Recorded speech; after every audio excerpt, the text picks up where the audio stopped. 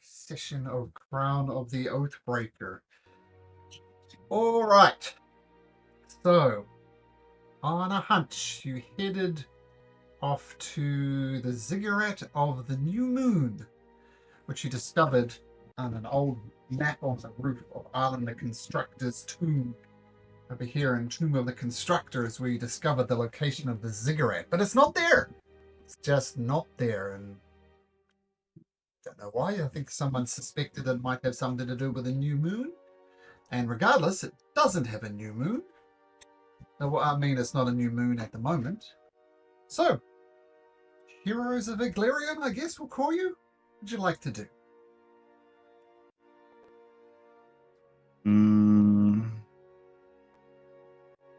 We aren't we following the yellow route? Yes. We're trekking onwards to Gorso and Nangrath. Yeah, Yes. I think so.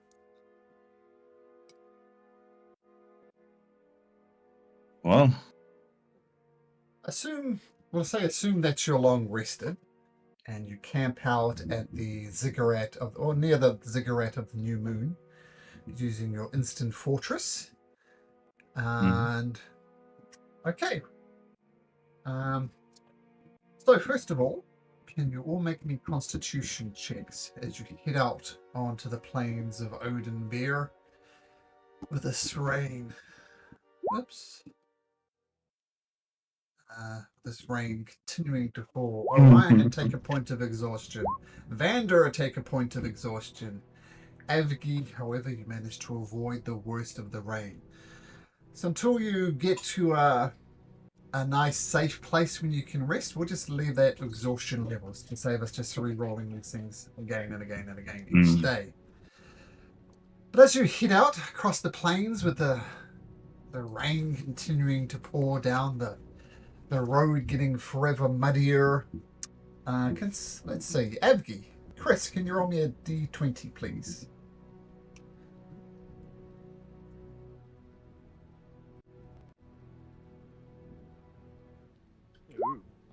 ooh, This is interesting. for a random encounter. A 1 means no random encounters at all. So you press That's on. so odd. Yeah. You head north. You see Old Grinder, which really this whole curse thing really started the windmill. You see the burnt out remains of the royal stud farm. There could be places to spend the night there, though. And you also pass by the the ruins of the Summer Palace. I don't know if any of those you wish to investigate, but let me know. Ruins of the Royal Summer Palace. Yeah. I mean, it would be kind of interesting since it's a ruin of perhaps an old palace. Does Orion remember it from whenever he walked these parts of the land? No, you do not, Orion. This is, presumably it was built after he left. You should remember that I only remember anything prior to these Age of Kings. There was a priest king, but not a king of the people. Well, such thing as royalty. That's a good point. Yeah, when Orion was around. that's interesting. Who Vander, used to live here? I mean, do we know was this a big happening that anyone would have heard about? The Summer Palace being destroyed or something? Evgi and Vander, you can make a history check. I'll get Adai to do it as well, since I'll roll for Adai. Vander's onto it. Oh, you're a natural one. Too many natural ones floating around. Okay, so The grandmother of King Waldron, the one who died just recently, was a lady called Queen Eramar. Not sure how that's you say it, but that's how you spell it. I built the villa as a place of festivities, to go to the summer and, as a party place where rich people would drink wine and do things rich people do. But Queen Eramar was known for gambling. She was a bit of a gambler and used to make lots of extravagant bets. And there was a count called Count Plivtar, who she owed lots and lots of money to. She lost a fortune to him. Now, probably don't recognize the name because it's not one of the noble families. It's not a world tamer. It's not a Ronald. It's not a Gorso. None of those people. It's just a minor noble. But the rumors are that Count Plivtar, instead of asking the money for the money, he asked for sexual favors from the Queen. Now, the Queen was not happy, had the noble murdered, and his body is said to be interred somewhere inside of the Royal Summer Palace. And this whole controversy, this whole scandal, this whole Queen committing murders and things like that, they eventually said, screw it. Let's just forget about the Royal Summer Palace. Let's sweep the whole incident under the rug, as it were, and just forget this thing ever happened. And as a result, the villa, the Royal Palace, has not been used for 100-odd years, and has since fallen into ruin. I think that's pretty curious, guys. Well, it's interesting. It does sound like if you were to try to figure out, since you have one corrupt queen, it sounds like this queen may have been a predecessor to something. Maybe you find something out here. I agree. And every little information about the background and the history of the royal family, it seems to me that even if we find a little bit of information, it could be, if not valuable, it could be at least maybe something that we can use later on. The more information we have about the royal family at all would be useful, I would say. I wouldn't mind spending a couple of hours trying to, maybe if we put our heads together, we can perhaps find something of usefulness. Some abandoned treasures. Well, I would love some abandoned treasures. Treasures, yeah, in general, to be honest. I don't would need to be disagree. abandoned. I'll take it all. Hello, everyone. Hi, Adai. Hi, Edo. How you holding up? Is the brain death kicked in yet? Yeah, I've been talking for 2 hours, so I will do my best. Okay, good to have you along regardless. So the only thing that's happened with your slight lateness is they decided to investigate the royal palace. And let's see how closely Chris and or Josh was listening. What was the history of the royal palace that you discovered? Let's see. The grandmother of King Waldron was Queen Eramar. She built the summer palace as a place for festivities for nobles. She was known for gambling, and in one case, Count Plivtar, a minor noble, instead of asking for money when he won against her, asked her for sexual favors. Okay. She had the noble murdered, and his body is interred somewhere inside this abandoned palace. They try to sweep the murdering incidents of nobles under the rug, so the place has fallen to disuse the last 100 years or so, I think. That's it? Good. I concur what he says. Sounds like fun. And the idea was maybe you can learn a little bit about the royal history as well. And I think Orion thought maybe this queen having murdered people might be some type of connection with the murderous intents of Queen Athena, shall we say. But you Okay. approach the outside of the ruins of the Royal Summer Palace, and you can tell it used to be a magnificent and opulent structure, but it is ravaged by 100 years of disuse. Just looking from the outside, the walls of the villa has slumped. Its ornate stairs are near collapse. The roof has caved in many places. And that's what you see. If you want to know more, you can have a look inside. I'm going to give Adai a bardic inspiration. And I'm going to be like, oh, it would be such a shame if we found something of usefulness, right, Adai? But we'll see if we can manage to find something, right? Well, I think Christian will say, let's see what Mother Luck says. By the way, as the rain pelts down on you, Adai, can you make me a Constitution saving throw, please? Yes, I can. I can add a 4 to that with my reaction. Using 16. So I have the wizard ability. I can use my reaction to give a +4 to a saving throw, and I can only use cantrips for a round. That's kind of the. That's fine. When the rain really soaks into and you're about to shiver and succumb to exhaustion, that's where you use your special ability, which will turn into a 16. Yes. Which means only Vander and Orion have a point of exhaustion. Okay. I'm gonna put it because I wrote it in the chat so you can see how it works. Okay.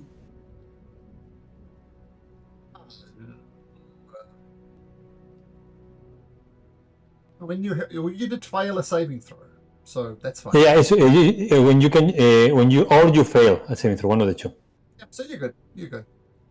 15 is the magic number, by the way, just in case you're curious. So 12 fails, but 16 succeeds. Okay, so outside of the Royal Summer Palace, looking in, someone got bardically inspired. Was it Adai? I can't remember any. Yeah. Okay, that's what you do.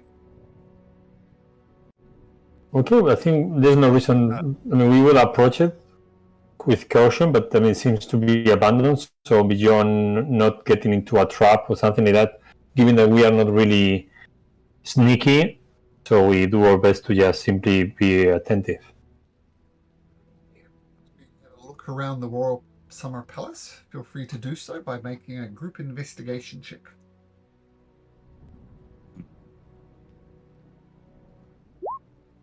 I think I'm going to use the bardic inspiration. From a 19 to a 3.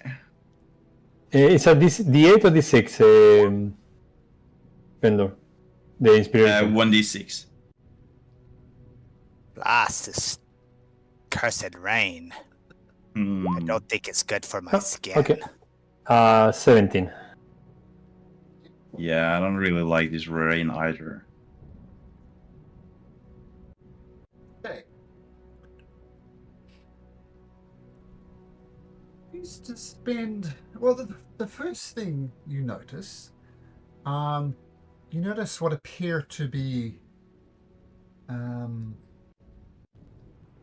some stable hands. There's one place of the villa that's the roof is relatively intact and safe from the rain, and you check inside there, and there's a group of about 4 or 5 stable hands, like presumably from the Royal Stud Farm, but they're very obviously dead. If you want to look closer, let me know. But you also find some trinkets, like there's a silver spoon with Queen Iramar on it. It's tarnished, it's rusty, but with a bit of loving touches, you could spruce it up. There's a porcelain vase commemorating the repulsion of the Xanthoris Armada. And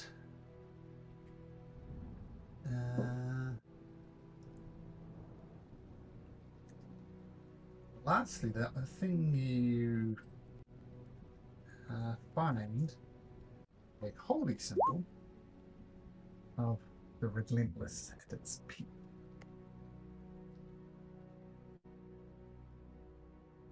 A paperweight chiseled from grey spinel in the shape of a mountain with the holy sign of the Relentless at its peak.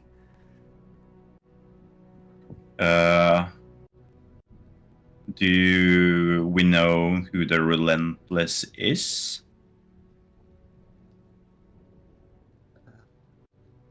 We'll make a religion check before I. Right. Can Yeah. I was going to assist if you needed assistance. Yeah. Or perhaps you just can do your own check if you'd like to. Do one as well. Yeah.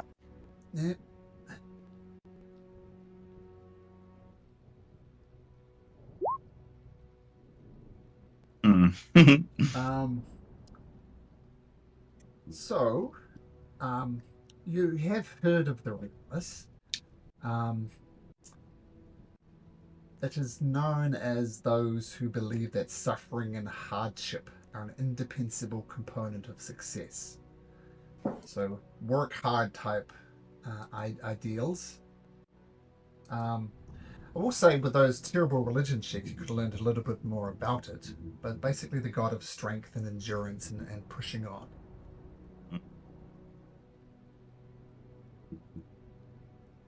Just the name itself, Relentless, kind of like gave me like bad vibes. Doesn't sound like a kind god, but yeah.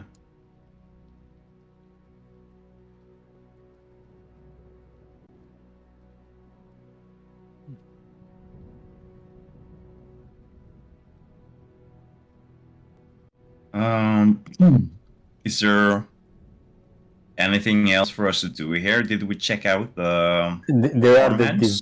the deaths, no? I mean, the only thing we didn't check is the dead people. Do we want to check them, or? I'm kind of curious of how long they've been here. Have they been dead for a long time? You are the expert, so you want to check? Expert of death?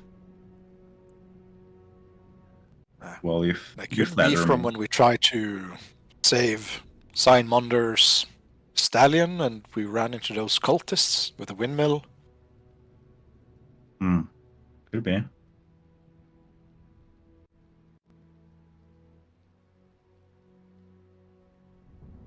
Well, let's check it out. Who wants to have a closer look at the bodies of the stable hands can make me a medicine check.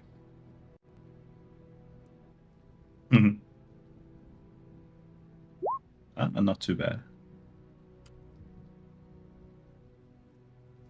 Probably gonna get like eye rot or something else again, but that's fine. I would help you out to cancel out your disadvantage, technically. Oh yeah, I have disadvantage.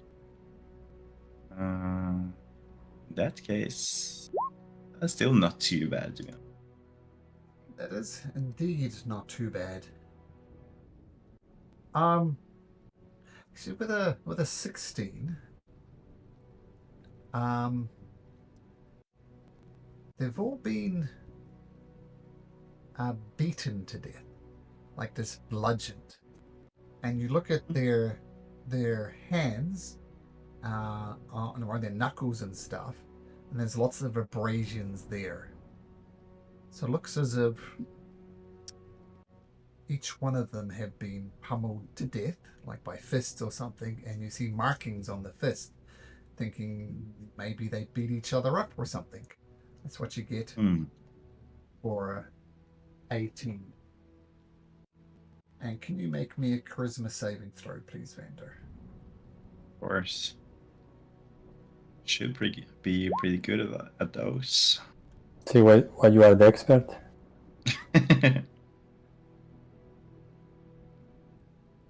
You see, well, it comes from behind you, and you hear a voice, and you immediately turn around, and you don't see the source of the voice. It's coming. It's ethereal, I guess. It's like I can't do the sound effects myself, but imagine like very kind of the volume goes up and down and it's very trembly, but it does say, "Traitors all! Did she send you? Irma's lackey shall not be tolerated here or anywhere. Be gone from this place." Yeah.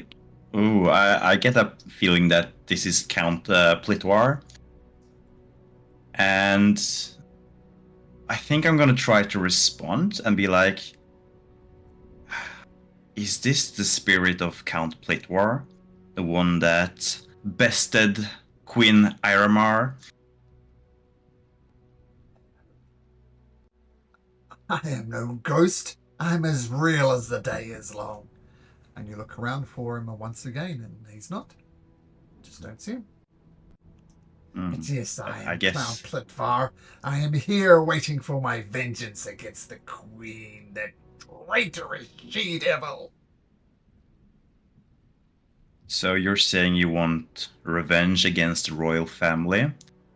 What a funny coincidence, because me and my companions were also looking to bring some pain towards the royal family. We came here seeking for answers, maybe something to help us against them and, well, make their lives a little more painful.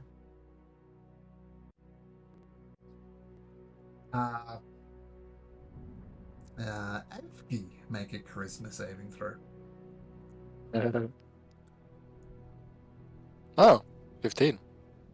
Ooh, I need to check the number. Okay.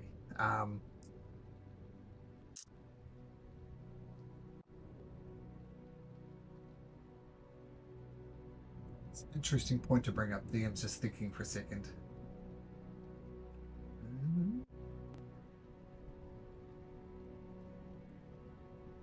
Let me just roll or something behind my DM screen.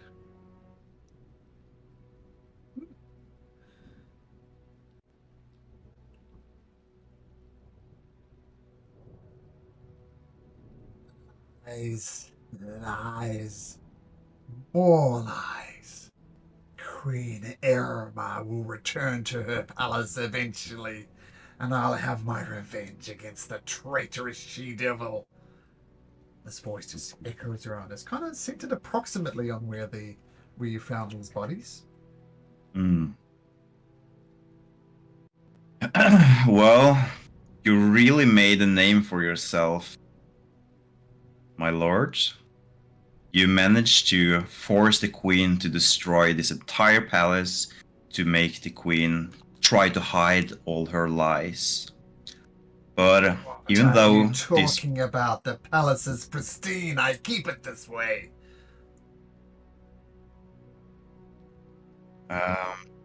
This might be hard for you to hear, friends, but the events that took place when you were betrayed happened a long time ago. Me, myself, I were not born in that period, nor was my father or my mother. And I make me a charisma saving throw. Oh, okay, I was hoping. Okay. Yeah, I use +4, that will be 11. So you're all feel this voice, this presence. Some of you feel it a little deeper than others, like Vander. You felt this ghostly chill around your body, but you shook it off, as does Evgi, as does Adai. Or as doesn't Adai, in fact. Please. It's not a good place to do initiative. We'll do this more theater of the mind. I'll drag you over here. Access to your tokens. I don't know if you noticed the little Easter egg in this picture, but this is the first page we saw. Look who's on the gold coin. Fina? Fina, yeah. There's Waldron somewhere else, but she's minting her own coin now. That's the king, I think. So there we go. Let's roll into initiative. And yeah, let's hit more theater of the mind. Wow.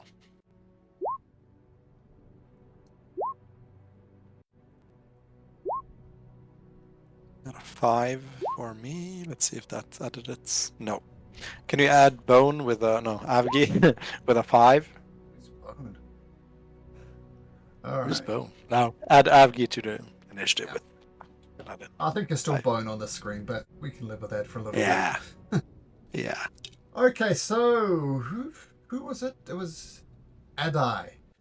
Anna, yeah. So you watch as Adai's eyes roll back into his head, and you only see the pupils of his eyes. We'll just move all you guys over here, just approximately.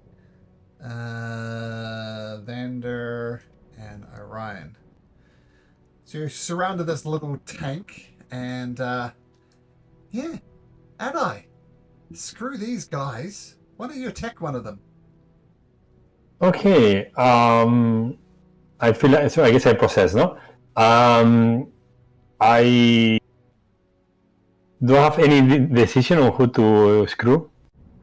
I'm going to roll it randomly. 1 to 2 Orion, Okay. 3 to 4 Bone. Boom! Yeah. And you have One. no access to your special abilities. So no Okay, you spells. big pile of shit. Eat my sword. And I go into... So no special abilities, no? So I attack normal. Attack. Adai. Critical hit. Oh. So Yikes. typical. Classic. No spells, no? No. Nice. So that will be 13 points of damage. So I go towards him and I take my rapier and I put it in his between his clavicle in a painful manner. Cool. And you hear Near piece of shit. and you hear a voice as he calls you a piece of shit. Adai also says, your deaths can hardly avenge the traitorous she-devil. They will do. As he lunges towards Bone. You just get one attack, right, Adai? Yeah, I only have one attack. If I have special abilities, I can use meta magic and so on, but I don't. No. Yeah, I think you're pretty much reduced to your rapier. So Orion, whoa, something's up with Adai. What do you do? Can I activate my shield? Yeah, shield. That's fine. Yep. Then I have my shield. Okay. Yep. Orion will see that something is awfully wrong with Adai and tries to figure out we need some more time to either knock this out of him or whatnot. So Orion will use a spell called Command. Okay. And I will say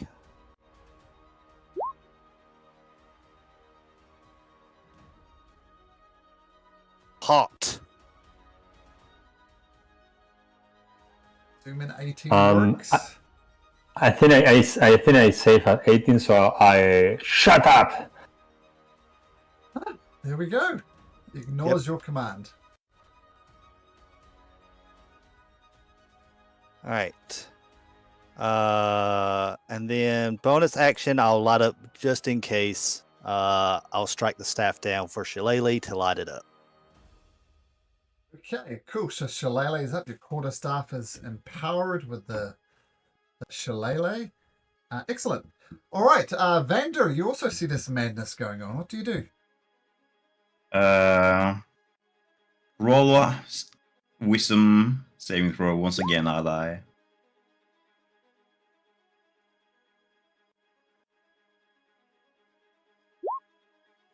Oh, are you serious? 18 and 17? The plus one. Oh my god. Shut up and mute.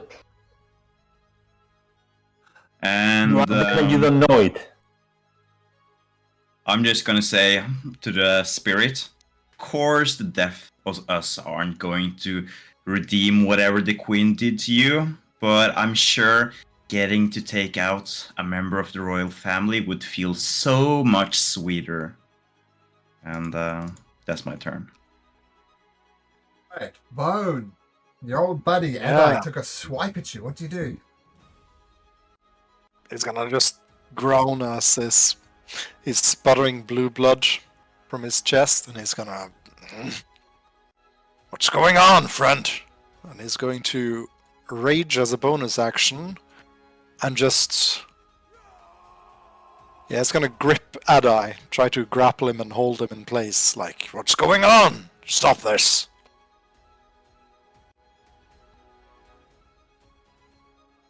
Let's do an opposed athletics or acrobatics check to see if you can grapple Adai. Yours is at advantage, of course, Bone. Yep. Okay, so get a firm grip onto Adai. Adai, you're unable to move. Mm-hmm.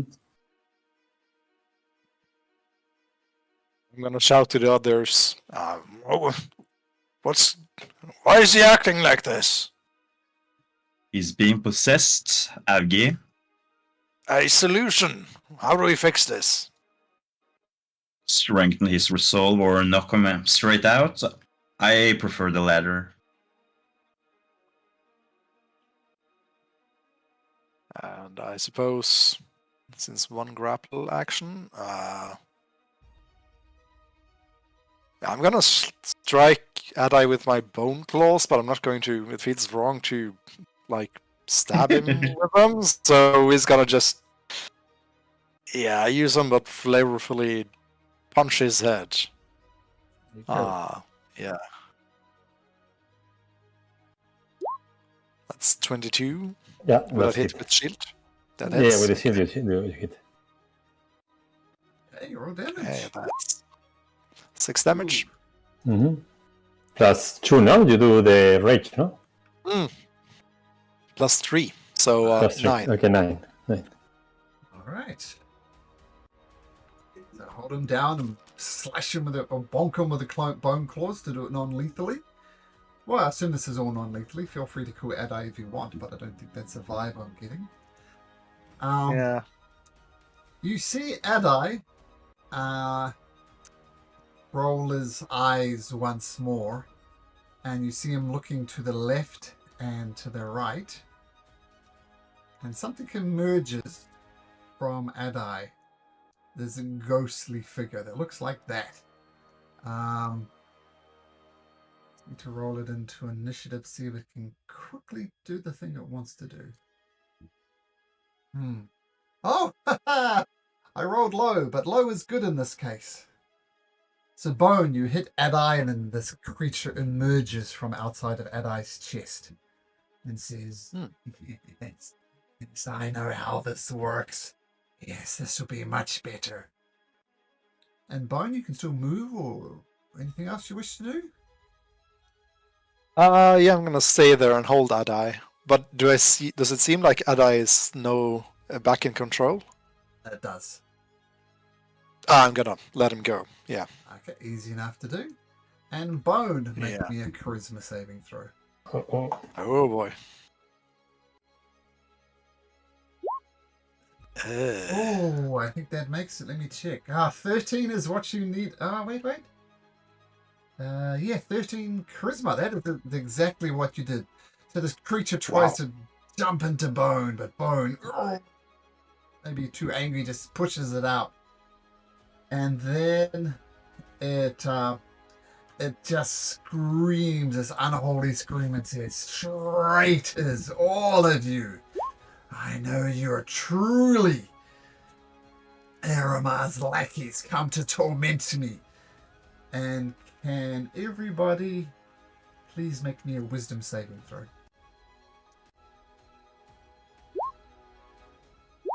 Grief almighty, I cannot roll today. I'm gonna fail because I want to do a spell next round. Ryan, you're scared of this ghost. And me too, no? I guess with a 10. Yeah, and I as well. Can't get close to it as it kind of rips his face off and screams. It's quite disturbing. But Vander good and Avgi, you are not good. So it's only Vander. Perhaps he's seen this sort of thing before, but everybody else is just terrified of this creature. It takes a step back over here. Bone, you can technically have an attack of opportunity at advantage if you wish. Yeah. I can't use my reaction for much more, so yeah. No, it's a disadvantage. Disadvantage, yes. Twice. Yeah, that's a miss. That's a miss.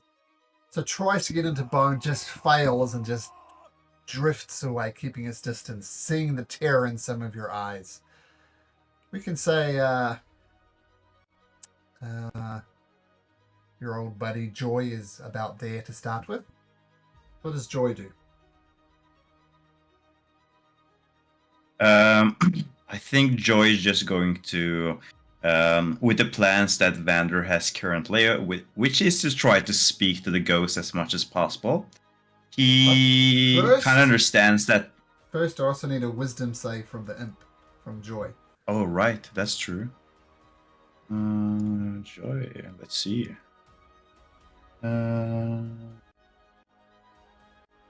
That's a wisdom save. No, frightened as well. Right, yeah. Regardless, Joy isn't going to do anything, just stay invisible for the time being. Okay, so hanging out invisible. And you're terrified of this ghost. You can't get any closer. What do you do? I crawl 5 feet back. He confined me on my mind. And I open my mouth, and a beam of energy comes from my mouth, and I want to cast what's called this Roll of him Sick Glance on him. Ugh. Just checking. Nope. Can't no anything clever. So in straight roll. Oh, rolls a 3, so the psychic lance connects fully and scrambles this Count Ultar, whatever his name So was. 25 points of psychic damage, and he's incapacitated for a run. I don't know whether he can be incapacitated or not. This you have to check. Just looking, no, it can't. It cannot be incapacitated. But still, And as a bonus, I think, wait a second, I think as a bonus, I cannot get closer. That will be my turn. At the end of your turn, make me a wisdom saving throw.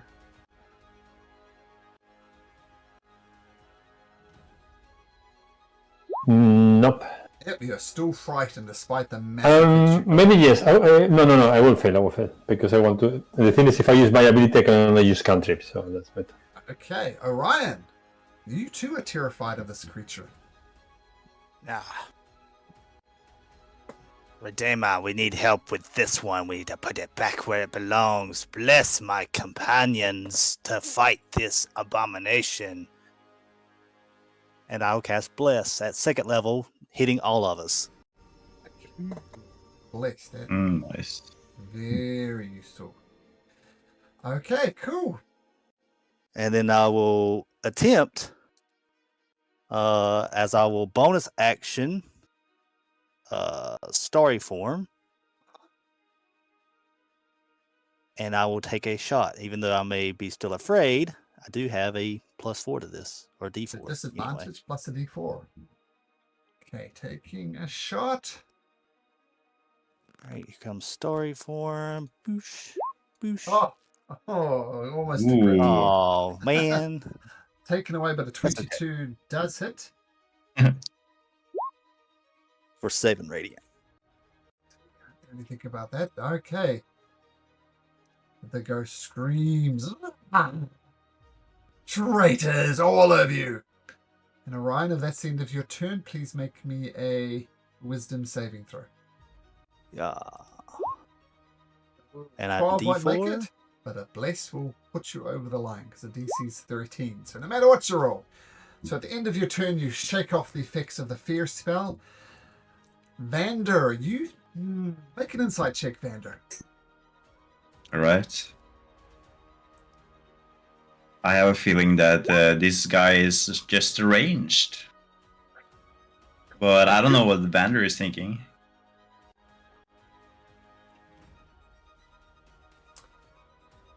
What do you say, Malcolm? I'm just waiting to hear what you want to do. I'm telling you nothing with your 4 insight. So. Oh yeah, right. So just yeah. Well, Vander is just going to walk over to Avgi. He's going to place his hand on his shoulder, and he's going to cast Heroism. And he's going to say, "Don't worry, big brother. I'm still here to take care of you whenever you need it." Thank you. And I believe that will remove your frightened condition. Yeah. Oh. Immune to the frightened condition. Ah, wow. My plans are up in smoke. Thanks, Vander. All right, good move. I like it. And Vander's going to turn to the ghost and say, "We're not traitors. We're trying to execute the whole royal family, every member included, and you're trying to put a stop to our plans? I thought better of you, my lord." And Vander's going to end his turn there. He screams.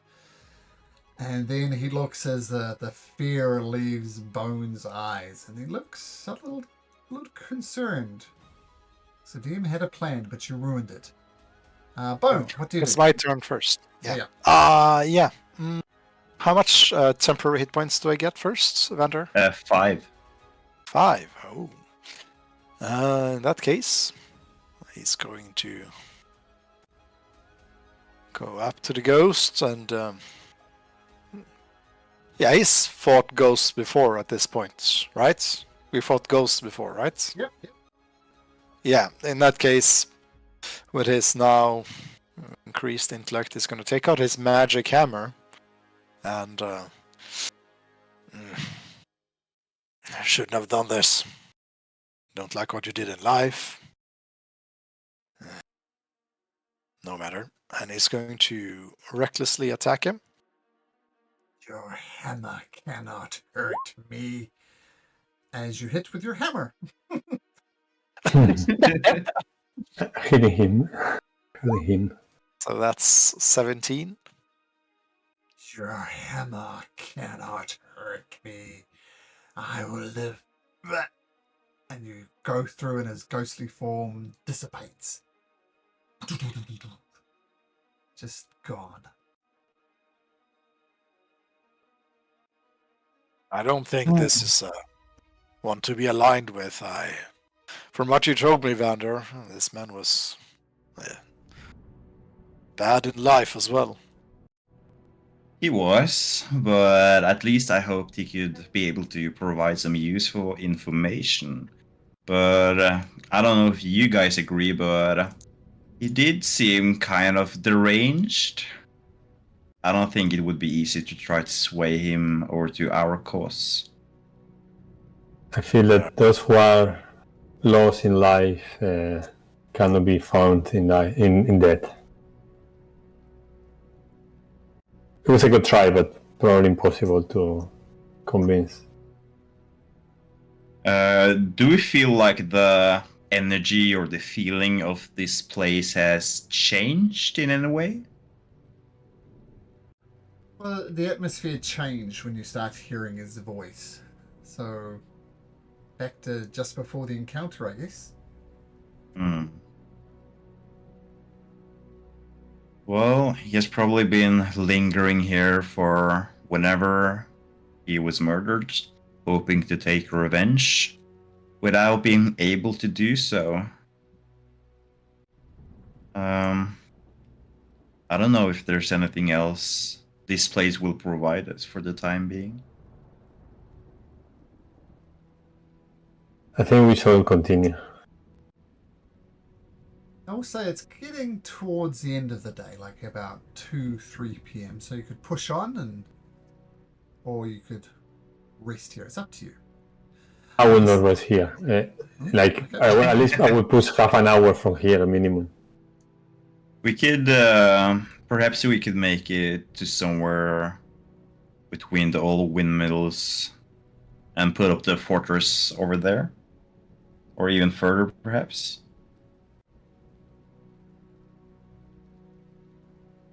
You said there are skeletons on the ground? There are bodies. They look this medicine was a 20, I think. Maybe a week. The bodies are maybe a week old. How many bodies do I have? You have one body. I mean, how many bodies are there present? 4. 4. Okay. I'm going to cast this at 4th level.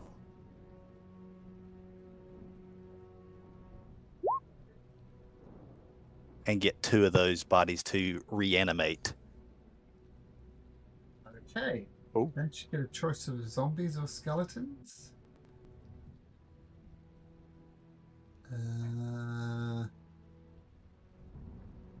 Okay, we'll treat them as zombies, I think. Yeah, but since they're bodies, they'll be zombies. Sure. Okay, yes, so 2 of the creatures lurch up. You have 2 zombies at your beck and call. They only last for 24 hours. Okay. However, I can recast it each day. Sure. And keep them. But I basically lose a 4th level spell at the start of each day. Okay, to keep them. If you get to an encounter or something, I'll add in 2 zombies for you. Orion, it used to be bad taste to have undead walking with you, but I have to say that given the circumstances, they are most welcome. Is this proper Redeemer treatment of bodies? Avgi looks like he's seen something like the great Orion, priest of the Redeemer, is doing something he's unsure of. Yeah. It is unique, isn't it?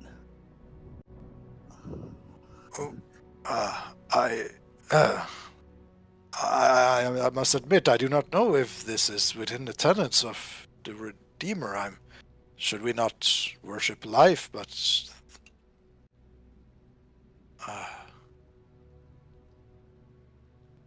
I have given them life once again. These Redeemers seems their purposes should not end here. However, if you are concerned about the light, always remember there is quite balance that needs to happen between light and darkness. Too much light, you become blinded. And too much darkness, you can never see the light again. They will serve useful. I agree with Orion. I like the way you're being resourceful right now. And I think in modern times such as these, with modern problems, we should seek for modern solutions as well.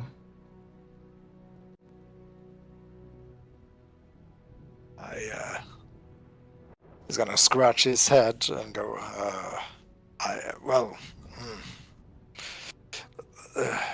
yes. He's sort of lost for words as he's not sure how to debate this. Okay, let's let's go and try to do some good. But if these fall, let's bury them with some dignity, okay?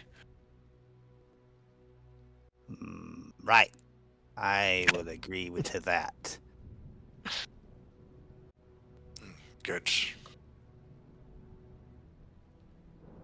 Let's press on. Yes. You press on. This is about as far as you can get by the end of the day. Where are you sitting up? Near the windmills? Yeah, I mean, if they offer some protection from this rain, it would be kind of good if it's getting late. Your instant fortress as well. Oh yeah, that's true. It So would. Go on. Sorry. No. So you set up the instant fortress. It's a little. It's a little bit lopsided because muddy ground is not the best place for a fortress, interest or otherwise, but it does supply a secure location. And as not long after you set it up, as you're preparing to sleep, you see there's a figure outside. It's hard to make what it's like, but the instant fortress has drawn its attention, whatever it is. It's humanoid. That's as much as you can tell, and it is approaching. I'm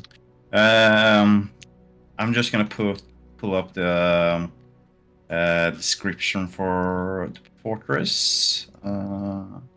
I believe it has some kind of top that we can look over. Let's see. I think.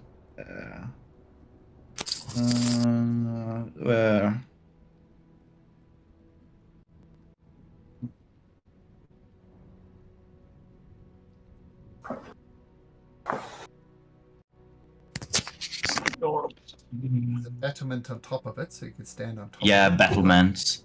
Yeah. Yeah. I think at least Vander is going to go up to the battlement and scout towards the people approaching. Make your perception check.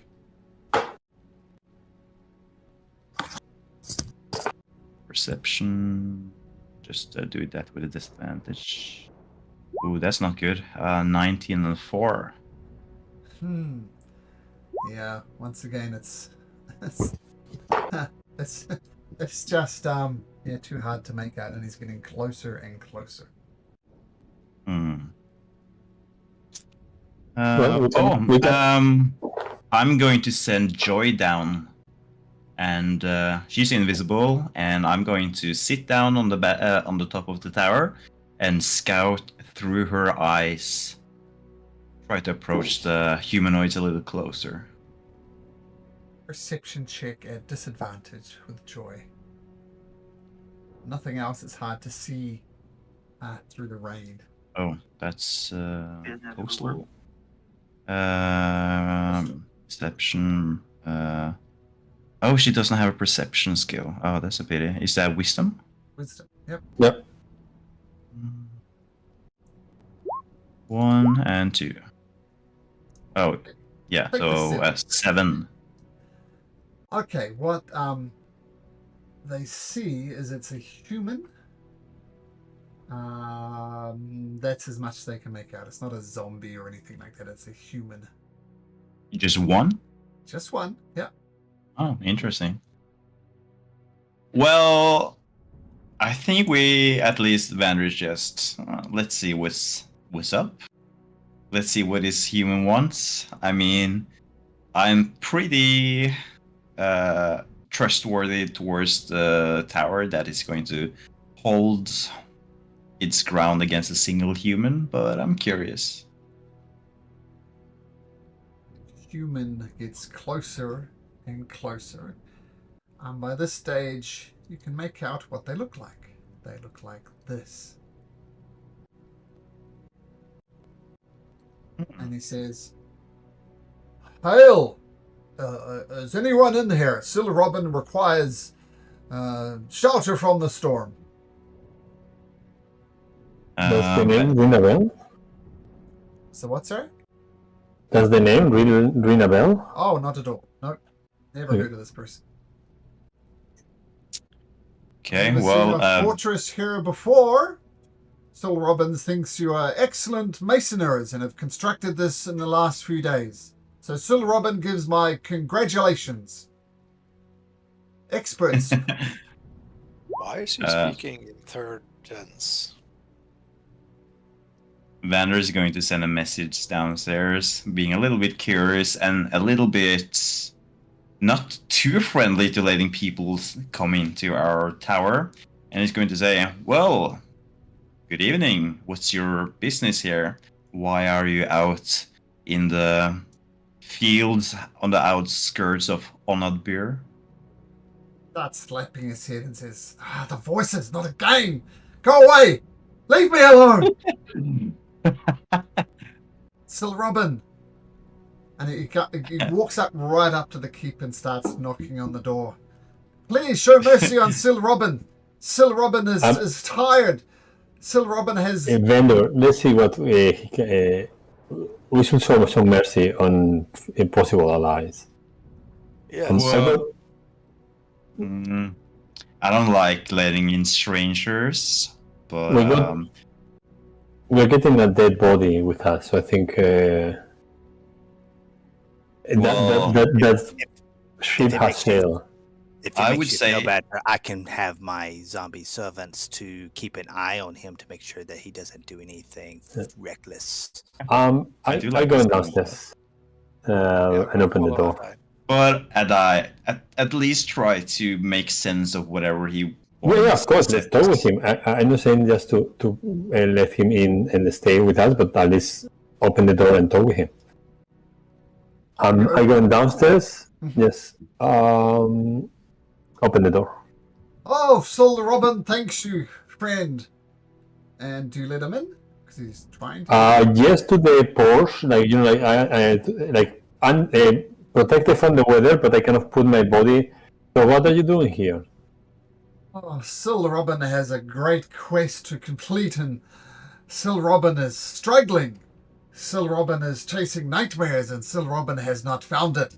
But Sil Robin will defeat the nightmare that is the curse of this land.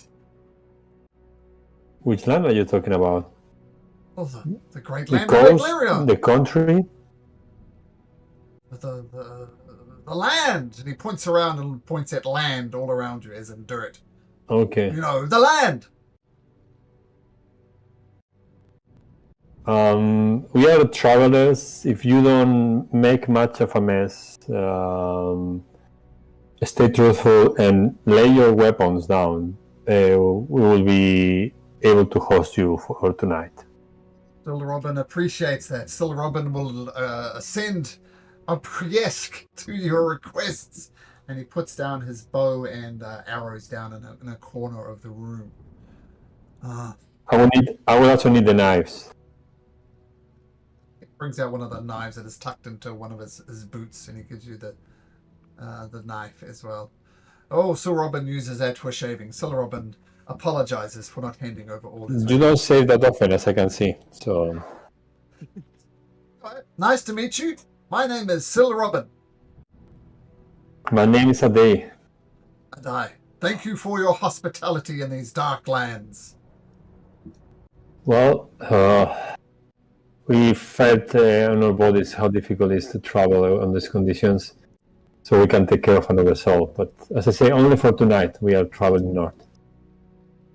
Sil Robin has business here, and he wishes to travel north to the faraway lands of Vorden, which you know is up in this area. Well, if you don't meet trouble and somehow manage to convince my companions, maybe we could keep the same direction together, to at least to the Azure Bridge. But I cannot promise anything. My friends are skeptical of newcomers. Sil Robin understands these are treacherous times, but Sil Robin needs to deal with a nightmare here first before he can travel north. Sil Robin is honor-bound. Just out of curiosity, do you always say your name before talking? Apologize, I thought I introduced myself. My name is Sil Robin. A pleasure to meet you.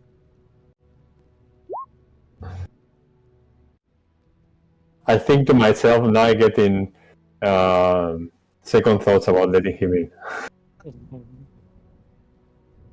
I will go with him upstairs and introduce him to the others. Guys, Sil Robin is traveling to the north of the land. He can spend the night here with us. He laid his arms and promised to behave and be truthful. And I told him if somehow managed to be liked by you guys, he may be able to travel with us at least until the Azure Bridge.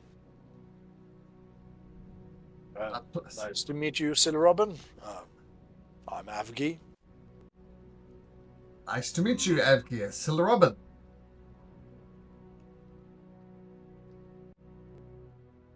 The name is Orion. Are the zombies present, Josh? Yep. And actually, there's actually 3 zombies because I just read the spell. It's actually 2 additional ones on top of the one, so I have 3 zombies. Oh, your Sir Robin is scared. You practice dark arts. These people are not alive. And he holds up his fists. He doesn't have any weapons, so he holds up his fists. They would not harm you as long as you don't show any violence or ill will here. They are used to a very redeeming purpose. Sir Robin is pleased with the hospitality you have shown him, but Sir Robin is very uncomfortable around things that are not alive. Do you practice dark arts? Are you necromancers? Sir Robin, I've heard of you.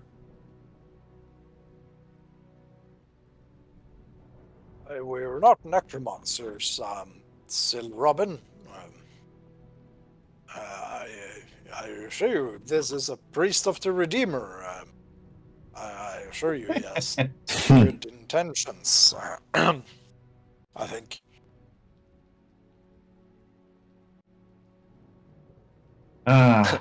That's the walking Frankenstein monstrosity.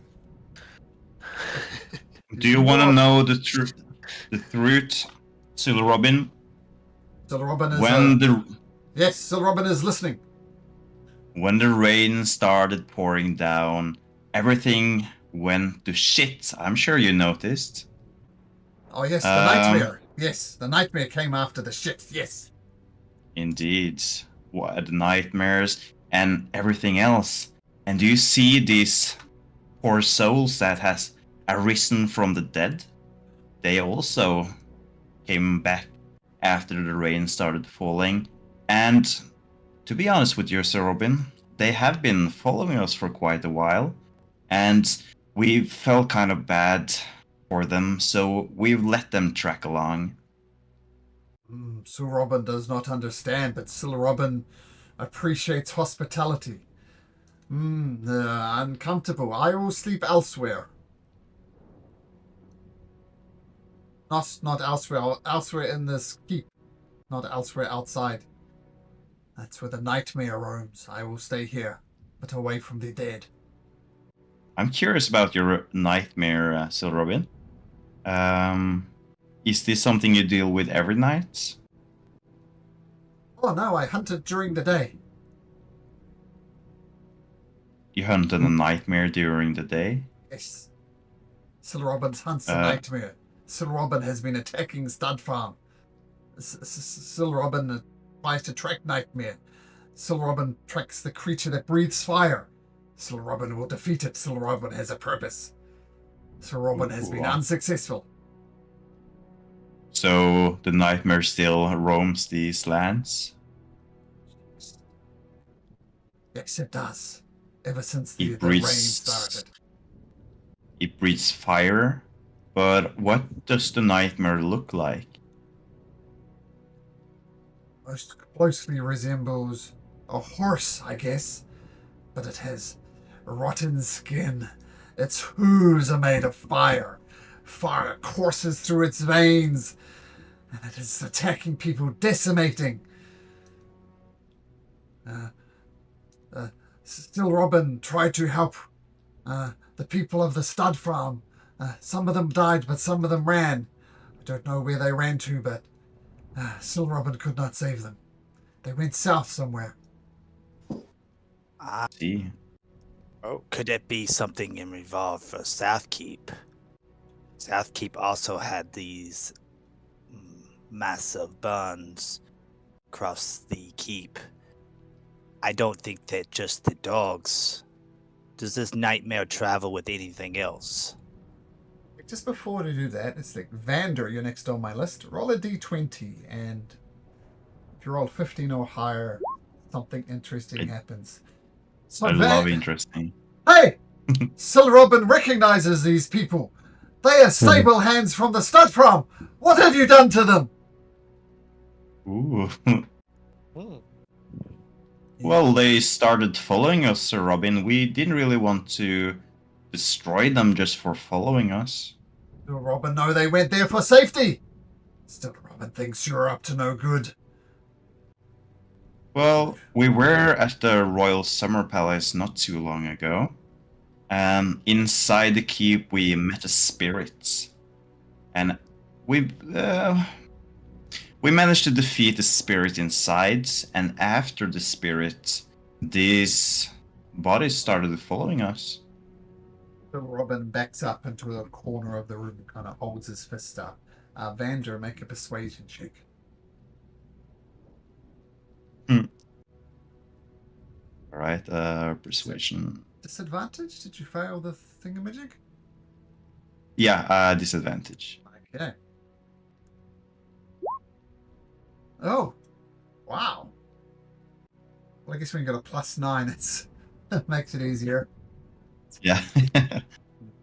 Still Robin, still uncomfortable. Still Robin, not sure if still Robin should stay here. Will you kill Soul Robin in his sleep and turn me into a zombie? Still Robin confused. No, we won't kill you. Robin But, is Robin. but Look, see, Robin, this probably has been a rough starting point. I suggest you take a room, this one of the small ones. You can go inside, feel safe, and think about everything we talked about next morning. I think, the situation is really complicated at the moment. I understand you are uncomfortable, but that's the situation. Robin will retire for the night. Still Robin will seek the nightmare come morning.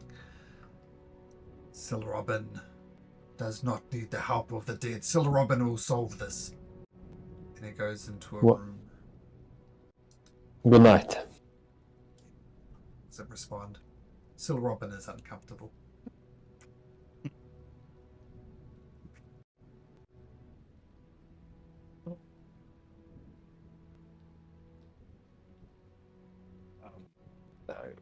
Navigating a turn to Ryan.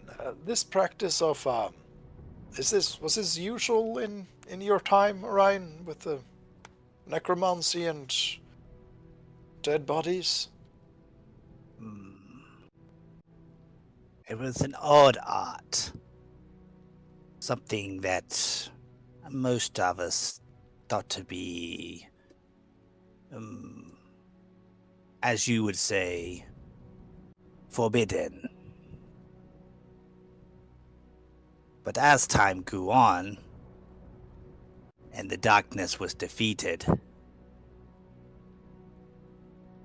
there was opportunities to expand one's minds into thinking of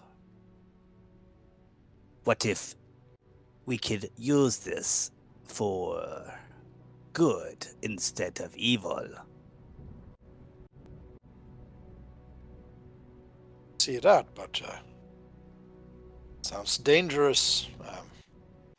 If you perhaps allow this, but where would the limit go if you would use these for labor? And it was quite useful when I was trapped in the Fey realm, the Shadow realm. Oh yeah.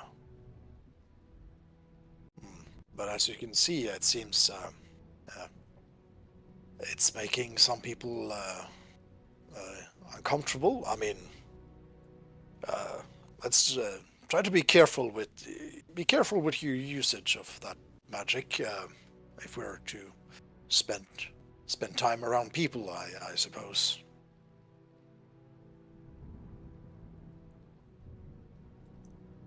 Very well. If we get to town, I'll dismiss them.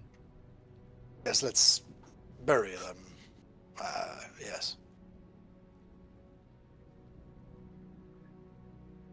Night comes. There's nothing else you wish to do. We can just fast forward to the next morning with a long rest. You wake up in the morning. And your tummy's rumbles just a little bit. And still Robin is gone. Oh. Makes sense, yeah. And I'm stealthed out and he rolled a 25, so I think did it quite successfully. So you wake up and still Robin's gone. What a strange man. Well, I can understand him. I mean, as strange as he is, not an easy pill to swallow. Yeah, who would refer to themselves in third person? That's Yeah, kind of that- strange. Bone says. That was annoying. I know of one. Long history before a Leonin named Odinos. Oh. Or we hear legends of the Odinos. Quite some time ago, of course. Most people think it's myth. Well, he did seem kind of weird, so I'm not too sad about him leaving us behind on the journey all the way to Nangrath. Maybe we'll meet him on the way if he's getting stuck chasing that nightmare. That was good intel, however. Now we know that there is some sort of hell horse. Or perhaps maybe a legit a nightmare.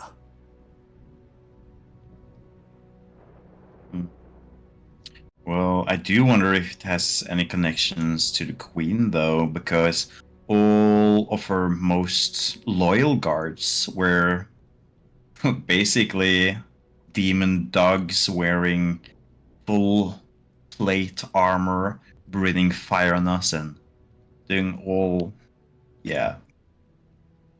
this annoying fire breathing. Ugh.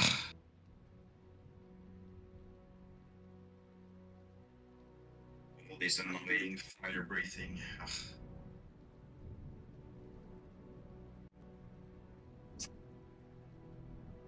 But Well, shall we carry on? we should, but I would like to suggest once again that we try to pick up on our hunting streak, because I'm literally starving for some, fresh meat, to be honest. Aren't rations good enough for you, little brother? They are, but you know me, Avgi. When you get used to the finer things in life, it's harder to go back. And it's not taking much of the day, at least not with the method that I tried last time. It seemed to be rather successful. So let's just give it a go, please. Okay. And who knows when we can buy rations next time. I think it would be wise to try to save up on them for whenever we would need them, and whenever we can eat fresh food, fresh meat, we should try to prioritize doing that. Well, Yeah, so if you want to hunt for fresh meat, we can just make a survival roll each day. And I'll say at this stage, it's relatively easy. It's a DC 10 survival to find a boar or a deer or a pig, something like that, that's roaming free. So if wants to help Vander search for food, maybe obviously the best survivalist, they can try and hunt. Whoever feels the best at survival, I will use my magic to turn them invisible to maybe give them the upper edge at hunting. So who's hunting? Do a survival at advantage.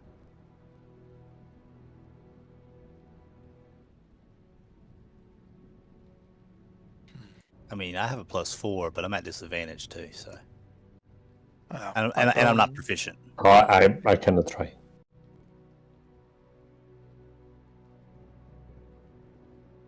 Yeah. I can, Avi can try as a... Doesn't have disadvantage, so...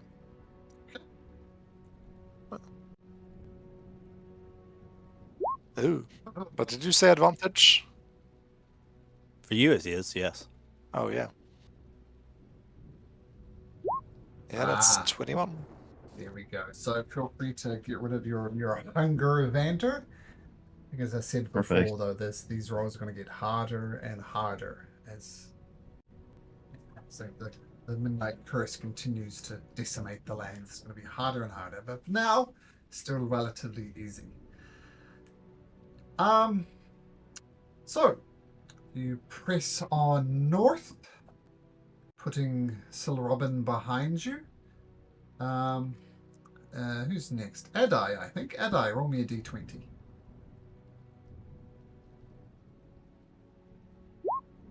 14. 14. Okay, so a relatively uneventful day. The only thing you come across is the Sobra's Quarry and Penitentiary, both a place for criminals to serve and a quarry. If you remember some of the laws that are from the Red Cloak, some people were sentenced to hard labor. This is where they would do the hard labor. You look down into the quarry and oops. Both quarry and the penitentiary, and you see, just looking down over the sides like it's a sunken quarry, obviously, I guess. The place is, do you see lots of blood down below in the quarry? You don't see any movement, but there's a lot of blood down there.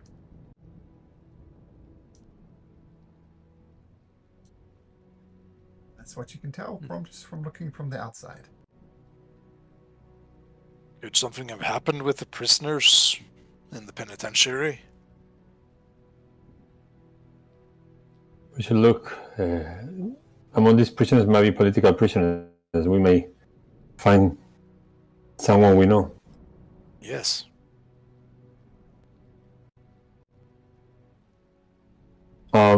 We approach the prison. I mean, if there's blood, there might be someone still fighting there. So we approach carefully. So keep an eye, basically, whether there's an ambush or something like that. Make a perception check as you approach.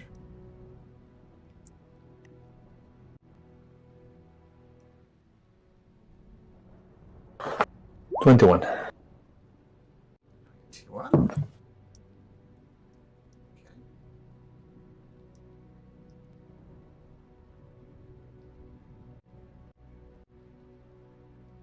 Don't notice any movement. Place, for want of a better word, is abandoned.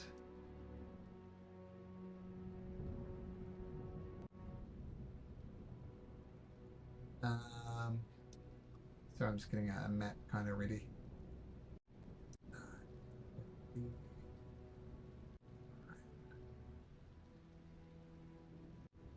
Approach right to the edge of the penitentiary / quarry. You guys are up here. I mean, you can descend via these ladders into the quarry if you want to, but that's what you see. The place, blood down here, plainly and some broken carts and stuff leading into the quarry itself, not really being used. You notice the cart is full of the rain, and that's what you see.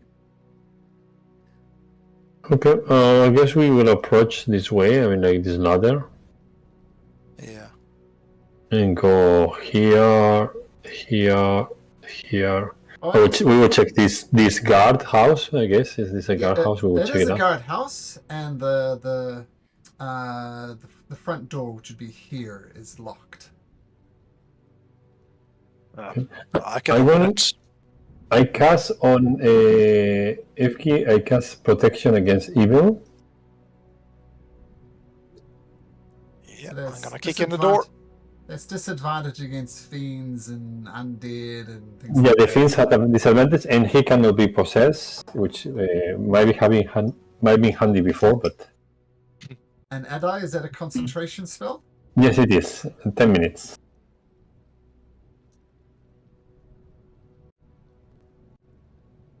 Yeah, so kicking in the door. Yep, you open the door, And inside,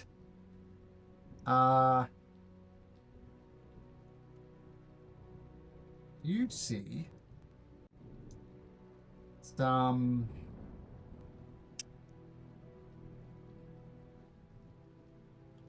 you're not well. Two of them look like guards, and two of them look like prisoners, but all of them don't look quite right in the head. And they turn around and groan and lunge towards you. Roll for initiative. Zombies, not friendly.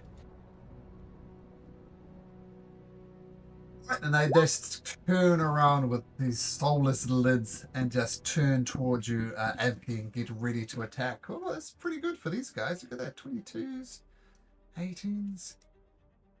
Yeah. 21 for Um, Avgi. Avki. Can I get a Costa, please? Sure. I also need some zombie minions. Oh, cool. Of course. We'll get Coastal. We'll use these guys for your zombies.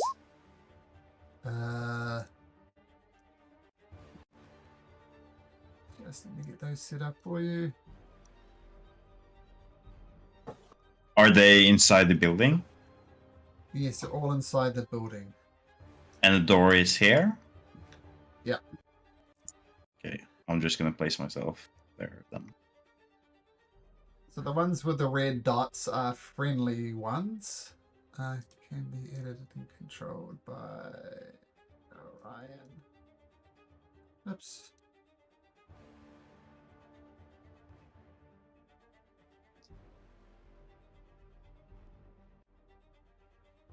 Just make sure you can move those zombies around for me, Josh.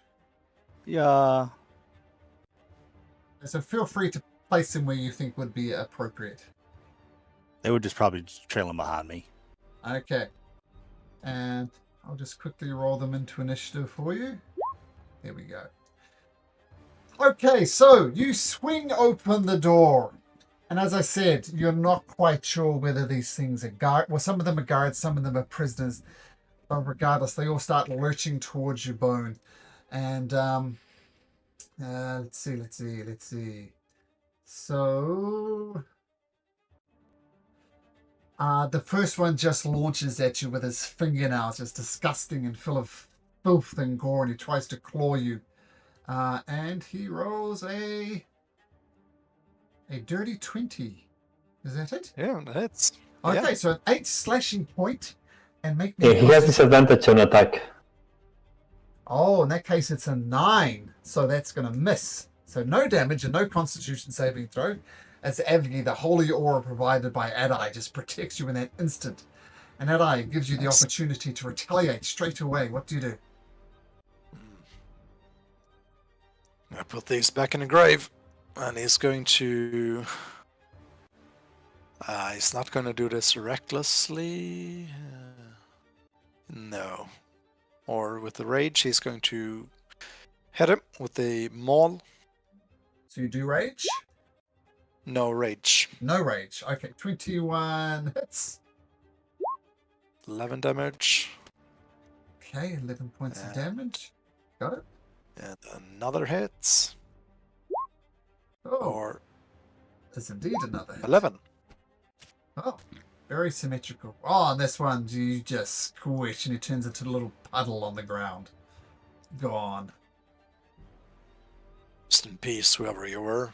Yeah. And it's gonna just move a bit further in, like this. Alright, cool. Moving in amongst these undead creatures. Oh, and this one is going to lurch towards you. And it's going to attack you at disadvantage, trying to claw at you. And at disadvantage at 21. Amazing. So 8 points of slashing damage, Avgi. Yep. And a constitution Yes. saving throw. Oh. 16. Whatever this horrible infection, you managed to shake it off. Coastal, you're up. Okay, Costa sees the problem and goes to the door and uses her help action against this zombie and flies back here. Okay, cool. To, I don't know, a little bit high. Okay, just a second. Checking something.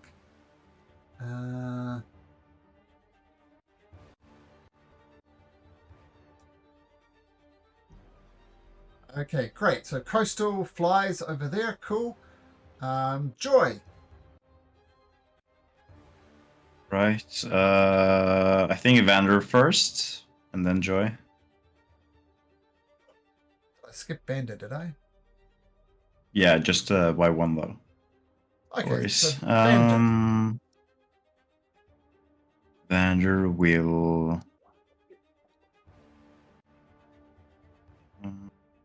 go around. I think he'll just, you know what? He'll just climb on top of the building, and he'll stay right here, and he'll just use his dash action and get over here. Okay, so just hovering above the window. Excellent. And Coastal flies over there. Cool. And Joy. Yeah, Joy is invisible and will fly over to Vander and just. I think she'll just use her dash as well and get inside if she needs it. She's not gonna use any actions to do anything else though, and just get right next to Avki. Invisible, of course. Okay, Yeah. now Adai. That item. Okay, I move here. I'm gonna use my rapier with a green flame blade. So I hit the one to my left for 10 points of damage, and the neighbor one gets another 10 points of damage. So this one here, each of them 10. And I use my bonus action to take my shield out, and that's my turn. Okay, so the green flame blade lights up and bounces between them. Excellent. Zombie number 1, Orion. He just kind of meanders and wanders. He actually stays in place because he doesn't do anything until I command him to. So he just follows me. So at the moment he's under the command to follow. Okay. This one's going to attack you again at disadvantage. Avgi. Going to try and... Yep, going to try and claw you again with his filthy fingernails. And at disadvantage rolls a 6. So that's going to miss. Now you'd think this would be Orion's turn, but it's not. A creature emerges from the mud right next to you, Orion. Kind of groans, and with a massive muddy fist, he's going to try and grapple you. So I'll tell you what you need to roll. Athletics or acrobatics. 24. That's pretty good. A 24? Yeah, so make an athletics or acrobatics and get a 24 or higher. So I need a nat 20. Oh, okay. Almost got it. Not bad, not bad. So the creature grabs you and it throws you down into the pit and kind of falls down there with you. Make a dexterity saving throw to see if you can avoid it fully landing on you. Nope. So that's, I'm going to say 46 damage as this creature lands on top of you. You take 21 points of bludgeoning damage as it lands on you. And I'll give you another dexterity saving throw to maintain your footing at least. So make another dexterity saving throw, otherwise you're going to be prone. Okay, so he lands on you, kind of bounce off and splash down in the mud and skid and get back onto your feet. So I'll push you just to there. And then the creature raises its massive fists and brings it down hard on you. You're thankful you're not prone, but with a 23 it smashes you across the face and you take another 12 points of bludgeoning damage. And that will be its turn. Okay. Orion. So you're we'll say this pit is 20 feet down. All right, I'm going to go. Let's see. Since he is right there in front of me in this case, and he already has beaten the quote unquote mud out of me. Let's go with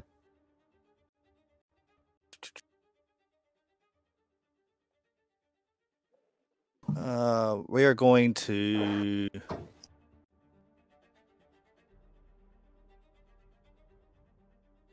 yeah, we're going to do that. I'm going to go bonus action chalice form. And then I'm going to pump in a second level cure wounds on myself. A little bit of extra healing, I think, don't you, from the chalice form? Yep. So let me go ahead and roll that at second level.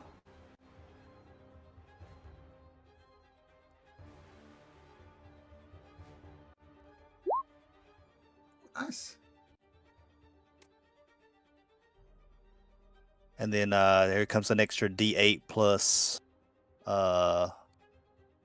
healing back to that. Let me find that little feature. Where's it at? There it is. Chalice form.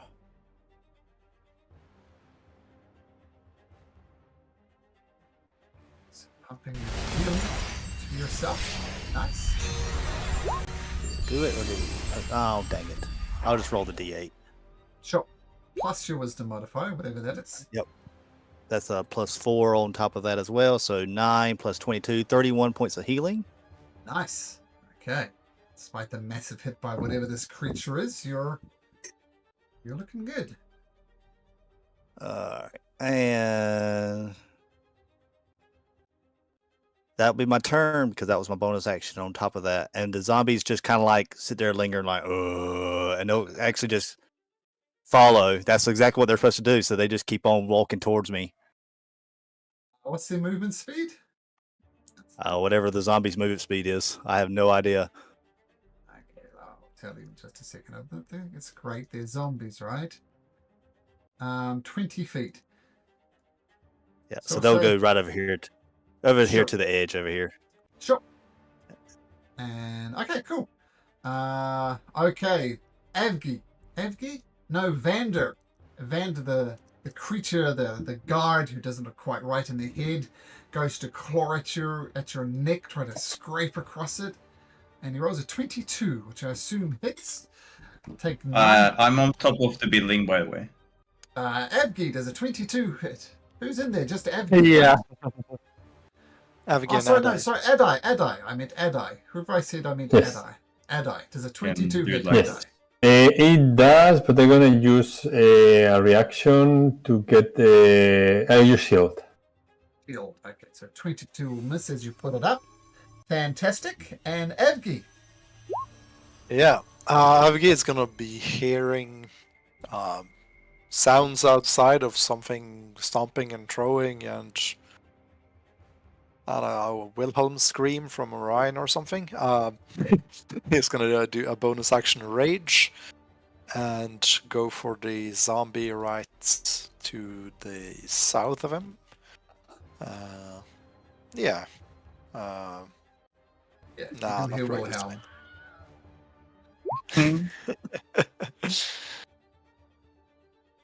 That's gonna be 21 damage. Who are you attacking? This thing. Just smash it to the ground, and down it goes. And then he's going to... No, he's going to do another attack, since he can't get here anyway. He's going to smash this to one as well. Sure. 21 hits as well. Yeah, that's the same damage. 21 damage. This one? Yep. Bone is taking out the trash. That one dies. Because I like Let's pressing see, this and button, lets out a scream as well. And then it's going to rush Over here. Taking Oh, I would one have gotten attack, there. taking one attack of Yes. opportunity. Which roll? Oh, a Yes. 21 again at disadvantage. So I take 8 points of slashing damage and a Constitution saving throw. Yep. Oh, 13. 13's enough. Whatever effects it is, shake it off. And It then was a it's going to 20-foot jump. drop. Jump, sure. Yeah, it's going to jump on top of this thing. I'll take 2 points of damage as you thump on it, and as Reduce to you land 1? on it. If you're Or- raging? Oh, you are raging. Yes, Yep. reduced to 1. It was 2d6 damage as you land. And make a... it's going to have to be an acrobatics check to actually land on it.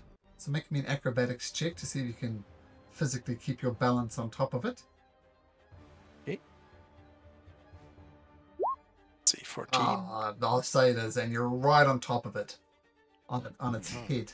Your feet sink. It's almost like it's made of mud, so your feet sink into it a little bit, but not enough that's going to affect you. Oh, cool. I'm here, Orion. I'll help you. That's his turn.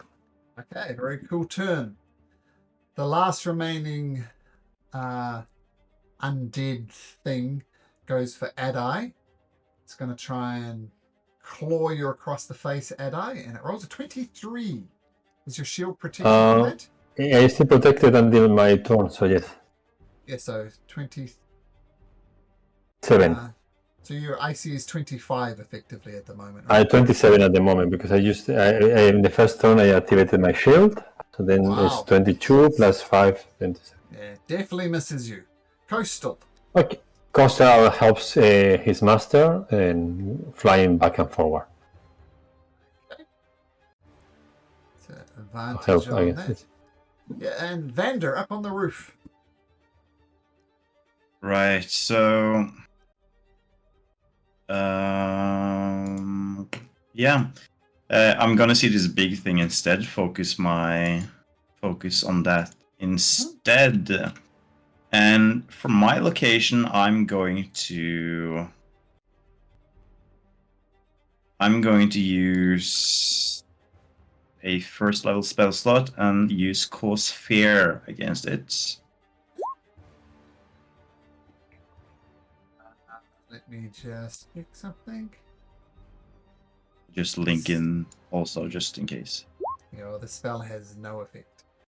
Ah, really? That sucks. Yeah. Oh well, that's how it is. Okay, so you try and cause fear and it doesn't really work. Joy still being invisible. What does Joy do? Joy is going to go up behind this zombie. Ooh. Does Joy really want to? You know what? Joy is not going to go to that zombie. Joy has 70 feet of flying speed. And no. 40 feet of flying speed, not 70. Joy will instead go...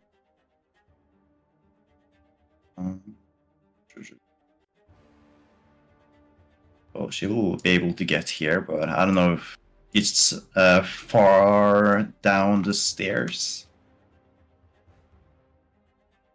Will she be able to hit Yeah, from with a just flying being here? speed. Okay, perfect. In that case, Joy will try to attack here. From here? Yeah, sure. Yep. At advantage, as she bamps out of Yes, invisibility. she's invisible. Oh, is that a crit? That is a crit. I think that's Joy's first time ever critting, so that's kind of cool. 2d4 plus 3 then.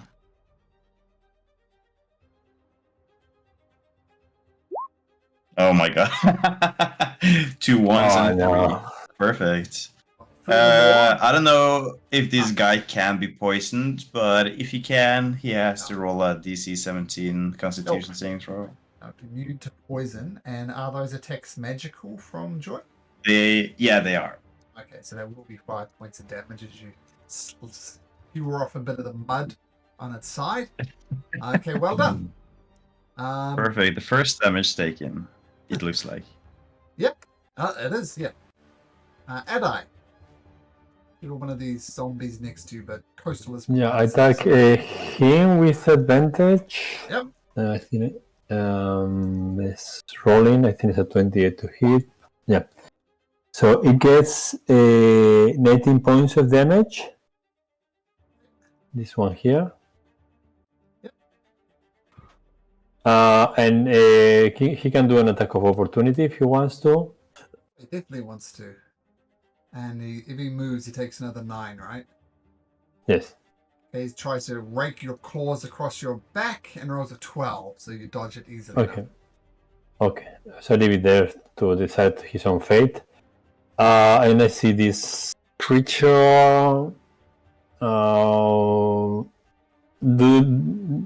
look like you have it handled. So I'm gonna cast the secret lance on him. Intelligence saving throw. Yes. It was a 14, which I believe is a fail. Yeah, and he gets 24 points of secret damage, and then he's incapacitated. Let me just check some. I used quick spell, by the way, to do that. I got the metamagic feat. Sure. 25 points of damage, and he is incapacitated. Which means pretty much And that will be my turn. just move, right? And that's about it. Yes. Okay. Noted. Okay, zombie. The Orion zombie. Okay, cool. Actually, being that it's trying to follow me, it's probably going to fall over the side and land on top of the thing. Okay, I'll tell you what. Let's have him bounce over, to here, and both him and the creature can take a d6 point of damage. So this is for the creature, 3. This is for the zombie. It just bounces off the thing's head and lands down below. Okay. Now you'd think it'd be. Oh, look at these. They're like twins.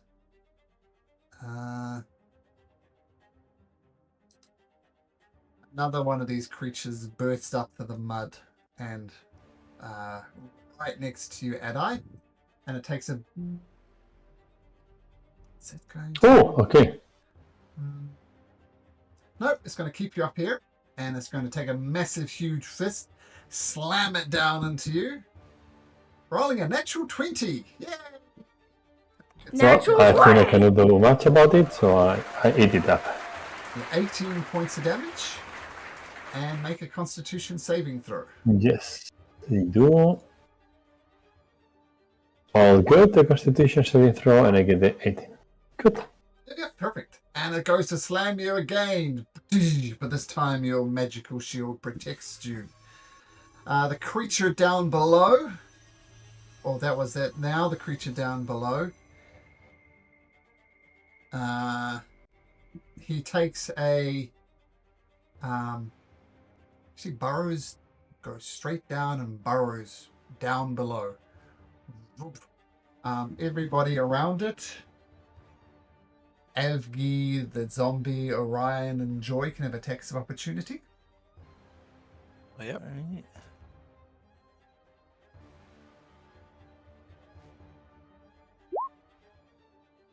Avgi, that hits. 17 Orion, damage. Orion, you're a warcaster. Yep, I am. Okay, that hits just... Oh, it's just one hit, Avgi, just one for the attack of opportunity. Oh, it's the damage. Oh yeah, I thought it's it just was one damage. hit. Yeah. Okay. Okay. Oops. Okay, so it goes down under the ground. There is a tunnel that it dug. Let me do this damage first. You do get a good hit, and as it disappears down into the ground, this muddy tunnel below it. Orion.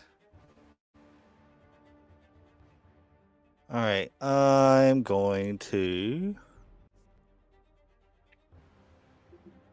Let's see. I'm going to see the one that's over there next to the Avgi. I'm assuming he's up in the air, right? He's 20 feet in the air as well. Who's... Yeah, it's... This one? So he's kind of like...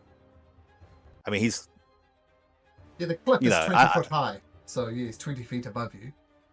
but I can still see him. Okay. All right, I'm going to go. Let's see. I'm going to look at him and see. Yeah, I'm going to go ahead and spit out a produce flame. It's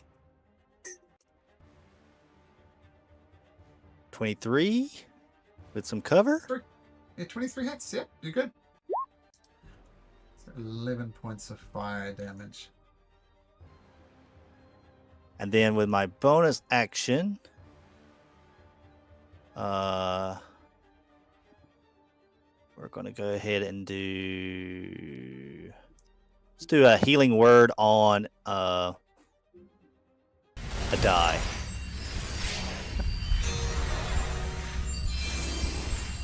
There goes the healing word. So 8 to a die, and then I'm going to allow the chalice to fill up Avgi. Okay. So that would be plus 4, 8. So 8 and 8. 8. Thank you. And because I used a healing spell on someone else other than myself, I also gained some healing. Nice. I gained 3. And the zombie follows you, Orion. Falls down, takes that much damage, 5 points of damage, and promptly disappears into the hole that the creature just left it. Fun. Okay, cool. Lemmings, exactly. Abgi. I mean, the Avgi should be happy. He just got buried. True. Not like. Oh, okay. He's gonna shrug and kind of almost run up this ladder. So that's 20 feet up. Yep. So it's 20 feet to get there. Yep. Yeah, and then it's going to rush 20 feet over there to get to this thing attacking Adai. Was he grappling Adai? No, just No. smash him in the face. Okay, then I'm going to do the same to not to Adai but to the monster. So, these look kind of muddy and stony. It's going to recklessly attack it. Sure. Wouldn't roll with advantage for some reason. So that's 25 and yeah, 22. 25 hits. That's 17 damage and second attack 22 for 15 damage. Okay, your maul gets stuck in the mud full time. You pull it out, just keep on whacking him. That hurt. That wasn't good. Okay, That's going to be my turn. Inside, you hear an explosion as the zombie attempts to take a step and booming blades itself to death. So that's them gone. And Coastal. It's gonna move to help its master, getting help here. Sure. It's a nice little flyby attack. Nice. And Vander, observing all of this from on top of the roof, what do you do? Well, Vanner isn't going to go down. Kind of felt he did a good job staying away from the combat. But he's going to look at the big thing and is going to take a deep breath, collect some spit in his mouth, and do Corrupting Ichor. Okay. Ooh, that's not good. 13. 13 misses. That sucks. The flame just gets lost in the mud. But well, Vanner is going to give Avgi a bardic inspiration. Okay. And he's going to say, even though it's bigger than you, brother, I still think you can do some mud wrestling with it. And yeah, that's his turn. Awesome. Joy.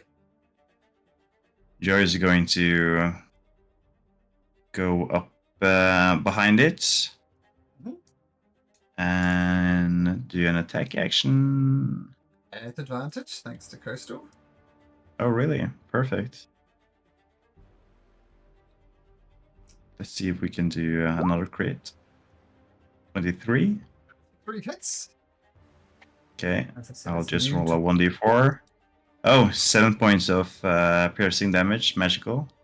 No poison, right? Because it's immune to poison. Yeah, right. immune to poison. Great attack by Joy. Well done. Adai, your shield Okay, goes down. I will attack him with Booming Blade. Which I think it hits with 22 Does. for 11 points of damage. No, 12, sorry.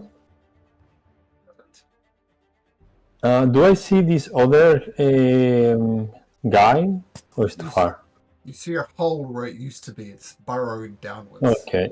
I'm gonna just stay then. I stay there. I think, yes. That will be my turn. Okay, the zombie that you can see, Orion, what does it do? It mutes itself, because that's what zombies do. Yep, it will bonus action unmute itself. Very good. And it was to just kind of look at Orion because the last command it had was to follow still. So he just kind of, Orion ain't moved, so he ain't going to move. Okay, very good. I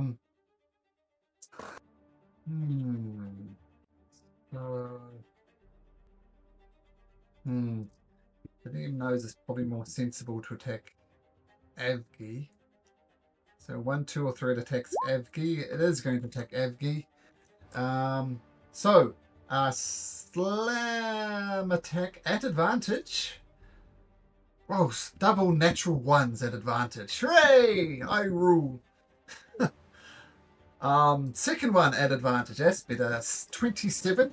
It smashes you with its muddy fist. Takes 17 bludgeoning, reduced to 8 because of your rage.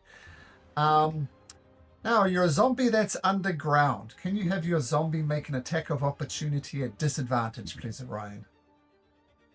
Okay. I'm just going to roll 2d20s. Sure. 12 plus its mod. Oh, no, 6. That's probably a miss. Probably a miss. Because the earth elemental that's under the ground is on the move, and it moved away from your zombie. Your zombie swiped at it. It's fine, so I treated that as a disadvantage. And that creature goes somewhere. Where would it go?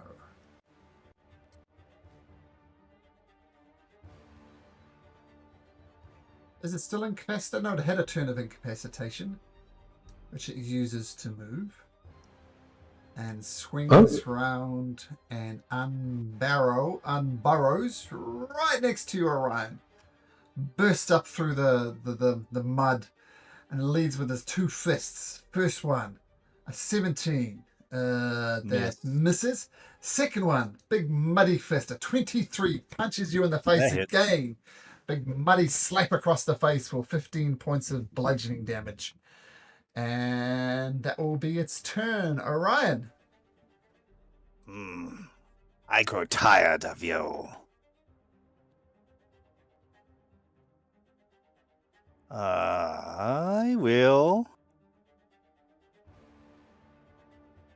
Let's see.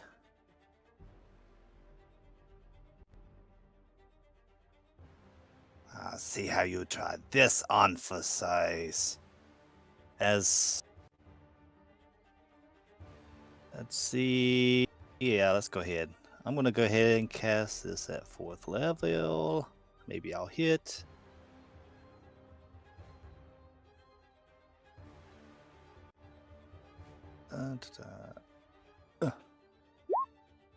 That's a miss. That is a miss. Try and get your inflict wounds on, and it just doesn't work. Alright, I will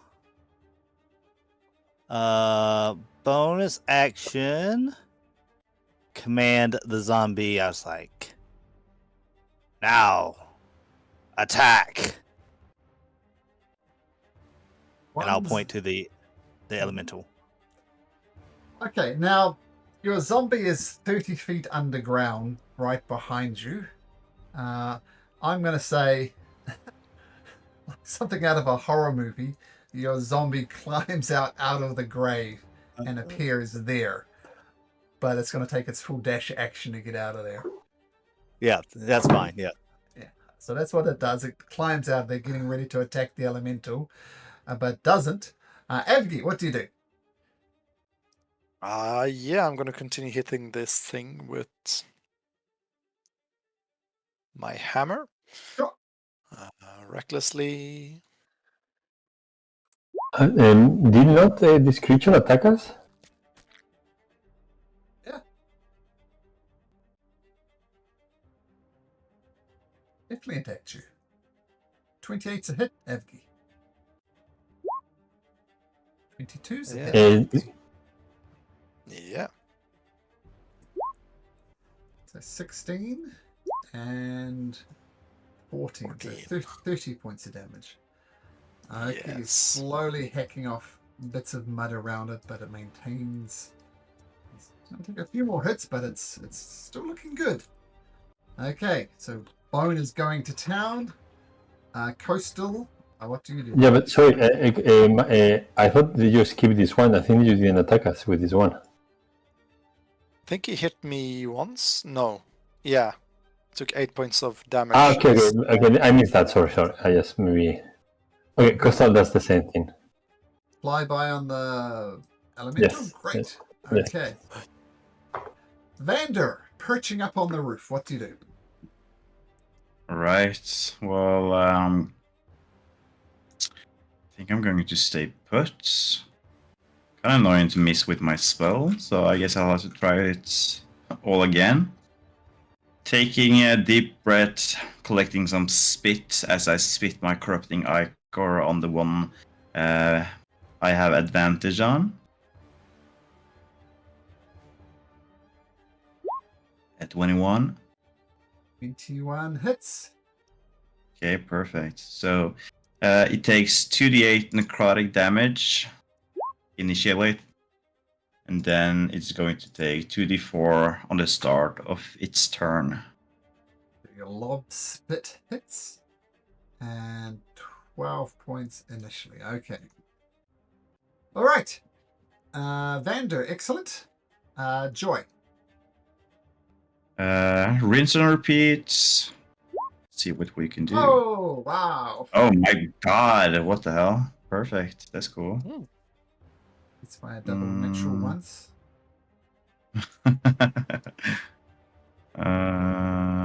Yeah, so 2d4. 2 crits from joy in 1 combat. That's not too bad.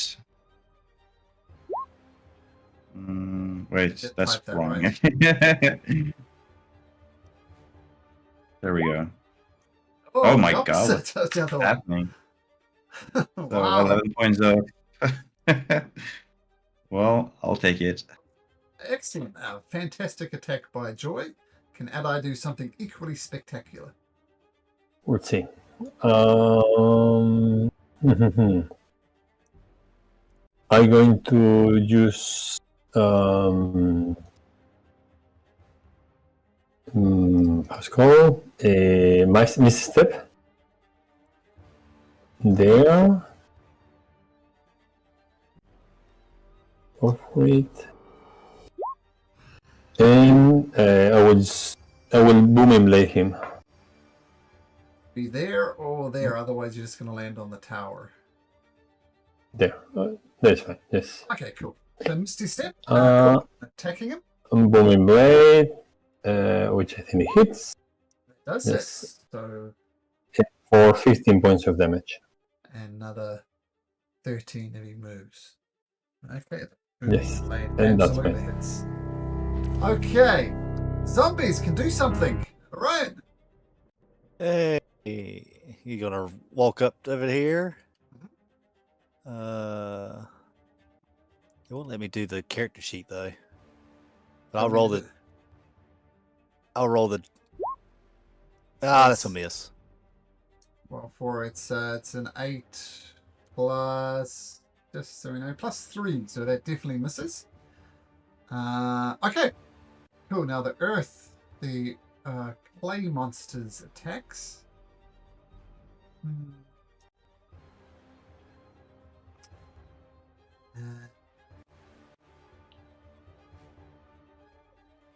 Going to take the disengage action. Actually, do you want to roll your necrotic damage? Or the corrupting icon? Necrotic damage. So 2d4. 5 necrotic damage.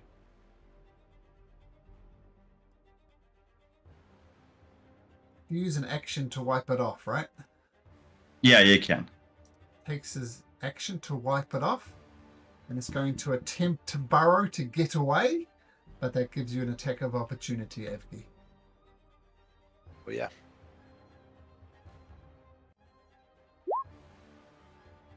So you splatter the mud creature and boom, goes down in a desperate attempt to get an attack.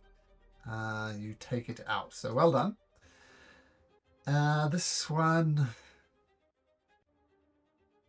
is going to take the disengage action and then burrow into the ground.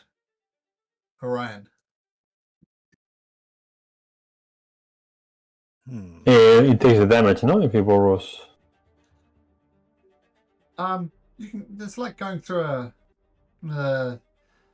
I'll put it this way: it goes down. This place is pretty much mud or clay, and it goes down, and the clay forms a tunnel behind it. So you could go down into the tunnel, but if you want to go into a clay tunnel or not, that's up to you. But I mentioned whether he took the damage from the booming blade. Oh, from the booming blade. Sorry, you're right. Yes, the 13 points of damage. Okay, 13. It's still alive.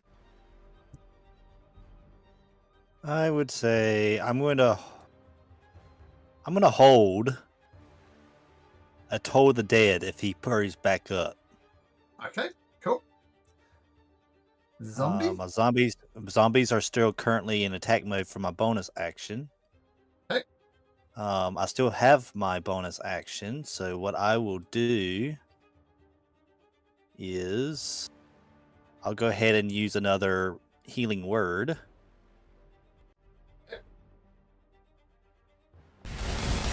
And let's see.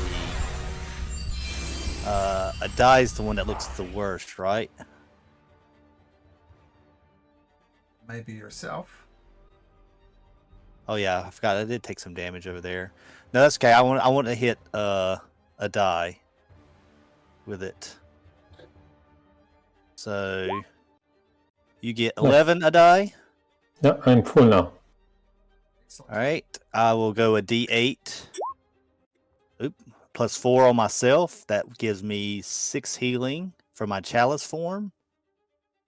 And then a plus 3 for my blessed healer. So 9 healing to me. Excellent.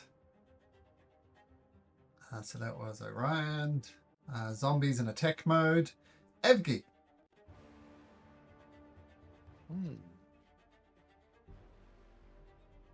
It's going to be on guard and try to sense where, I don't know, he doesn't have tremor sense, but he's going to move over. Let's see.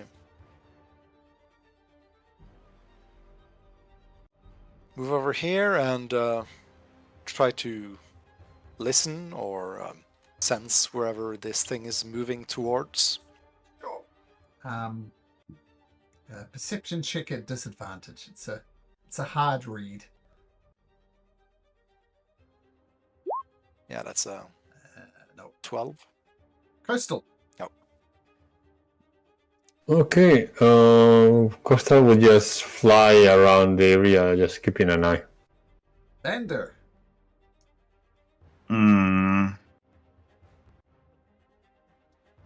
think Vander's just going to take an prepared action and use cantrip if it Okay. emerges.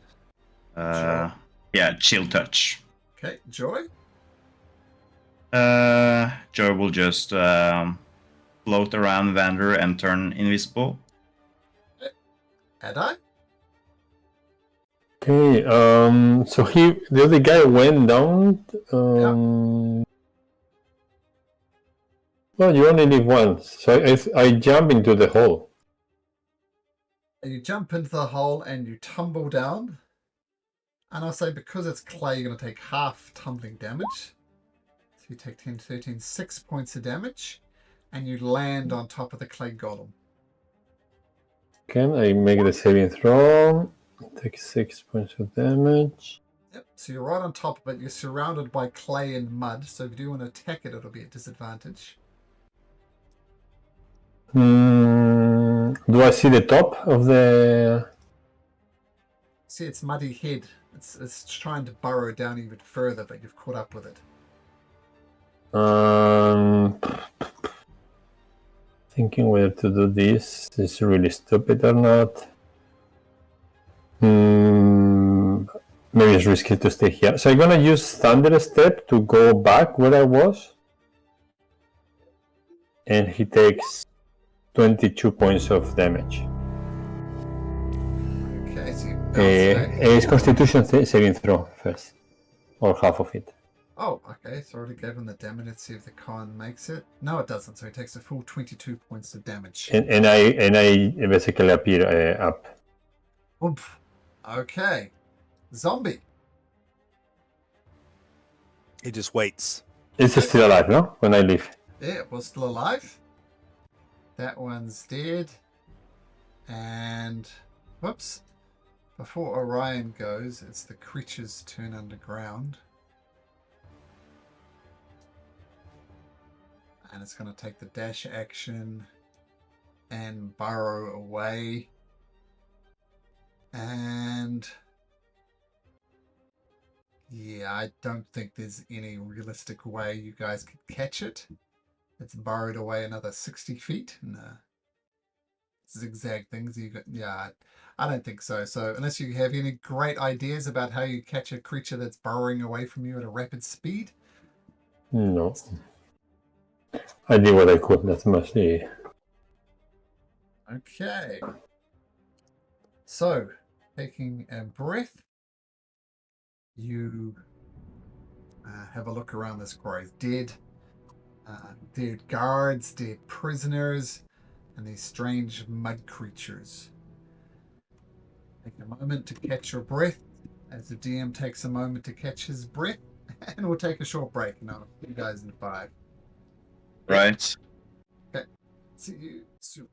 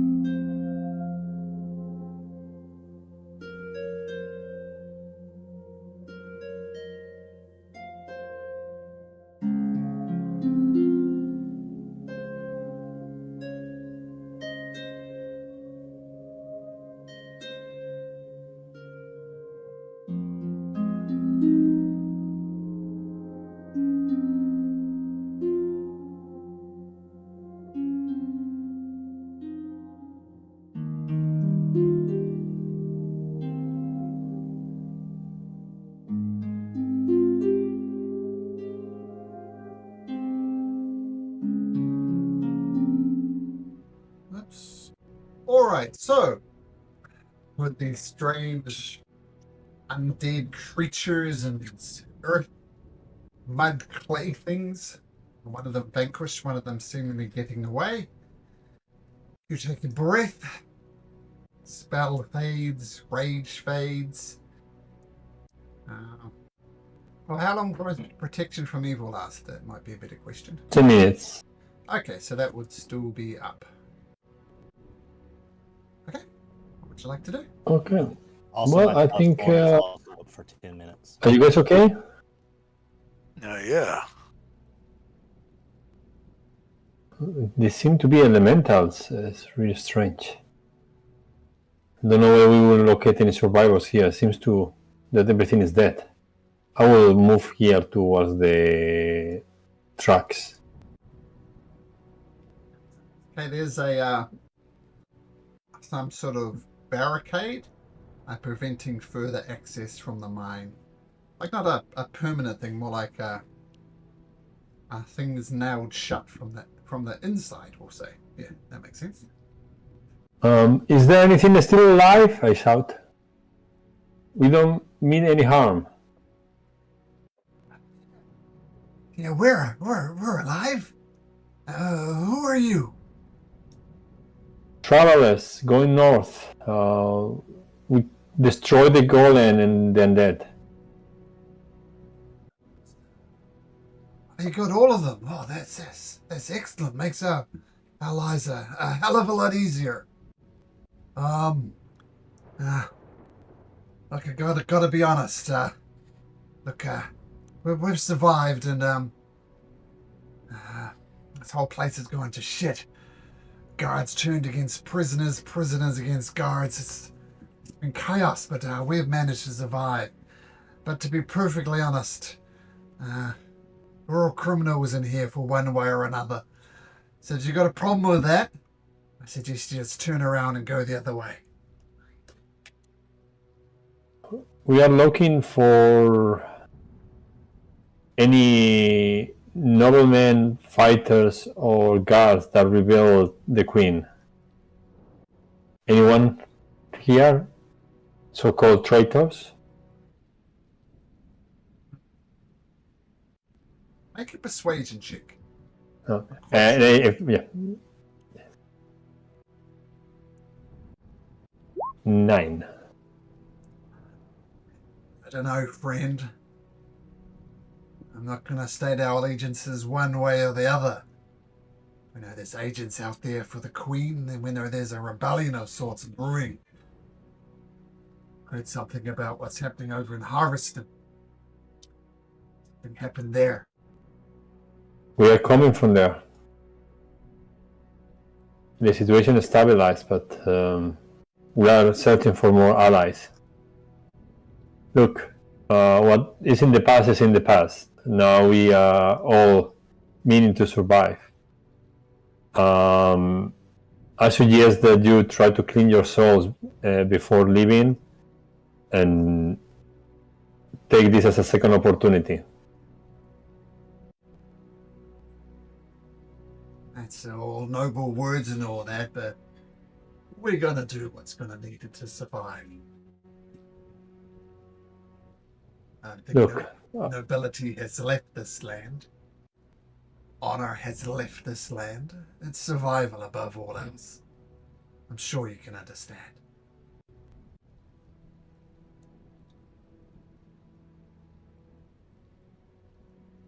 maybe the nobility left this land, and maybe some think that honor also left the lands. But man, you can keep your oath and your own your own hopes. We might be surrounded by death, but doesn't mean we have to behave like animals.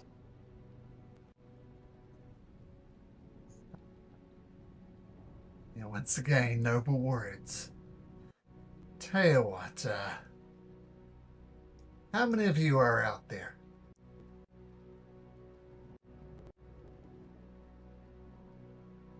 Some of us are here. Less than a dozen. Dozen? Less than a dozen. Oh, less than a dozen. It's quite a bit less than a dozen, says Malcolm. One, I mean, to counting the zombies and the animals. So 1, 2, 3, 4, 5, 6, 7, 8. 8. Being generous. Okay, making a... I don't know if that's persuasion or deception now. I think persuasion. It is technically less than a dozen.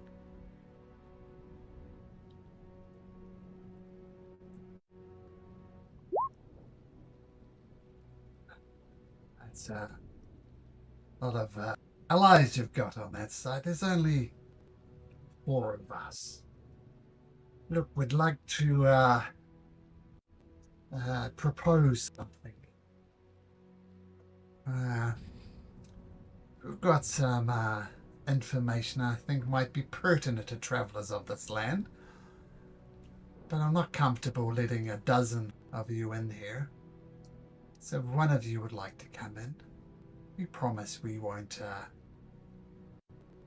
do anything bad. But if one of you wants to come inside and talk, well, maybe it'll be beneficial for the both of us. Okay, seems legit. I move towards the barrier, but obviously it's close.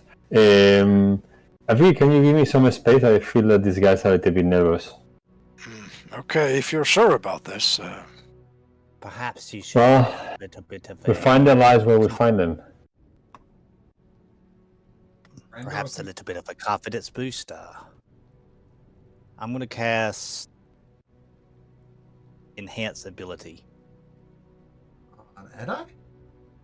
Yes. And it's going to be his charisma checks. Okay, that will be good. Yeah, thank you. So that would be Eagle Splendor. Eagle Splendor. That's technically concentration as well. Yep, Okay, that is alright. correct. Yeah.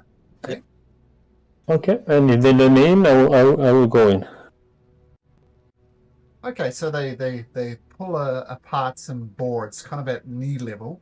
So you have to get down on your haunches, and then you see them back up, and they give you plenty of space to get in, if you like. Yeah, I get it. I mean, I of course keep an eye on them so that they don't jump on me, but otherwise I walk there. Edi starts walking in the wrong direction. You've cast the wrong spell on him. It's through this little hole here. So you go underground that way. And I'll just put them on. Oh, sorry, yeah, I missed that. Yeah, okay. Oh, come on, you walk the other way. I somehow thought that they were in this area of the... They're inside this mine shaft, and the mine shaft was boarded over, and they were calling you from inside, and they let the boards just enough for you to squeeze in. And you see 4 men. They are all filthy, they're wearing rags, they're unshipped, they're dirty, and they're smelly. Make a perception check for me, Edi.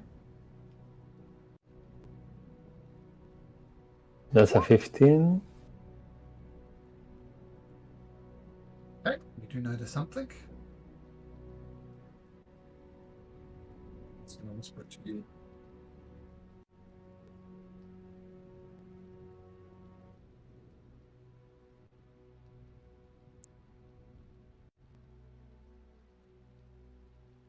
Well, friend, we thank you for taking this step of faith. You notice we're not attacking you. Let's get the obvious out the way. What do you think of the Queen? Well, we have been fighting her for a long time, and we will not stop for a while. Well, it was technically the rule of King Waldron Azanar when we came here. He was the one who ultimately sent us to his place. Our understanding is that the old fool is dead and Queen Athena rules. So really, by rules of blood, it was Queen Athena who put us here. So if you're an enemy of hers, well, maybe you're a friend of ours. Look, as I say, I'm not here to judge your business. This has been done before. Any of you fought in the guard or in the city? Or you were in prison for a long time before? Some of us have been here for a year, some of us been for longer.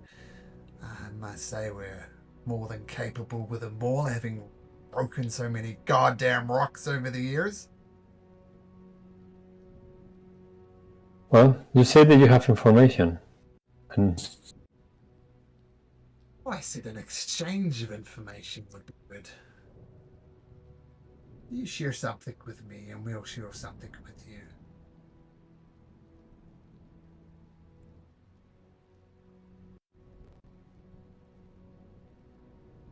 yeah, you can start. Oh, no, after you, I insist. Look, we destroyed the golems, the undead, and now you're free to go. I think it's good. It's reasonable that you start with information.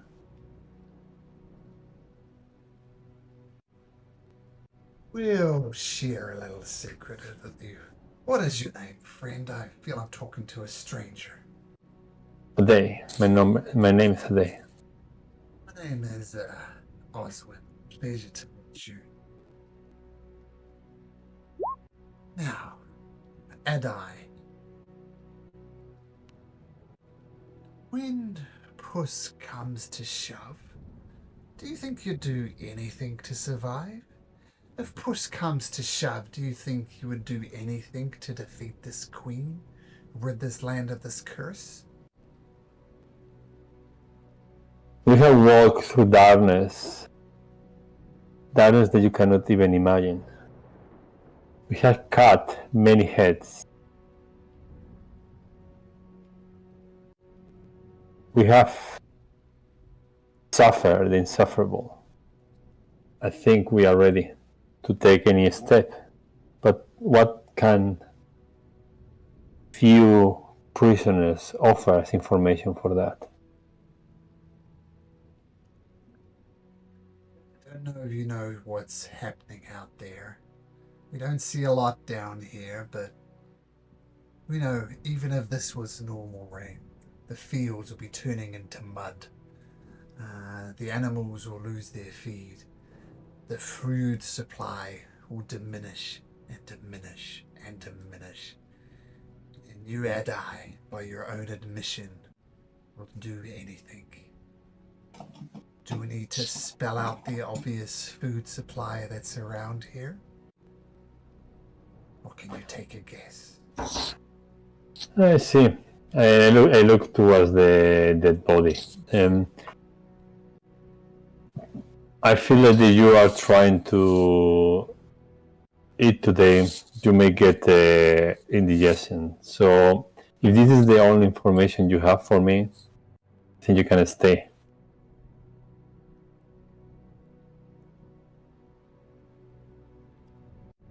Huh? All right. We have no quarrel with you.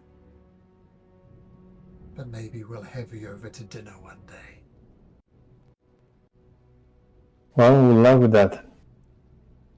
Gentlemen, wish you the best, not the worst. And I look to the remains. And I walk back towards the exit and leave, unless something happens. No, they don't. The only thing that happens is they close up the boards behind you. One more thing. One of the golems is severe injured, but not dead. Oh, thanks for the information. Okay, guys, I think there's nothing else for us here. Okay. That didn't hurt you, it seems. Well, hunger took over them. They are 4 now, and I bet that in a few days there will be only 3. They don't want help.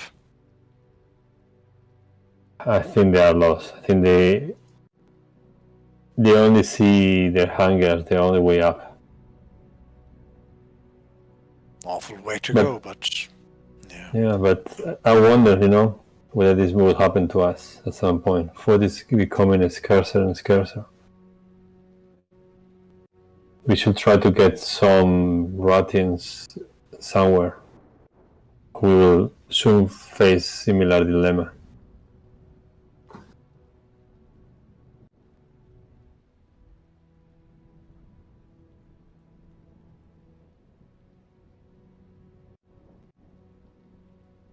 Okay, I think for me, we just continue north. You leave the penitentiary/quarry behind you.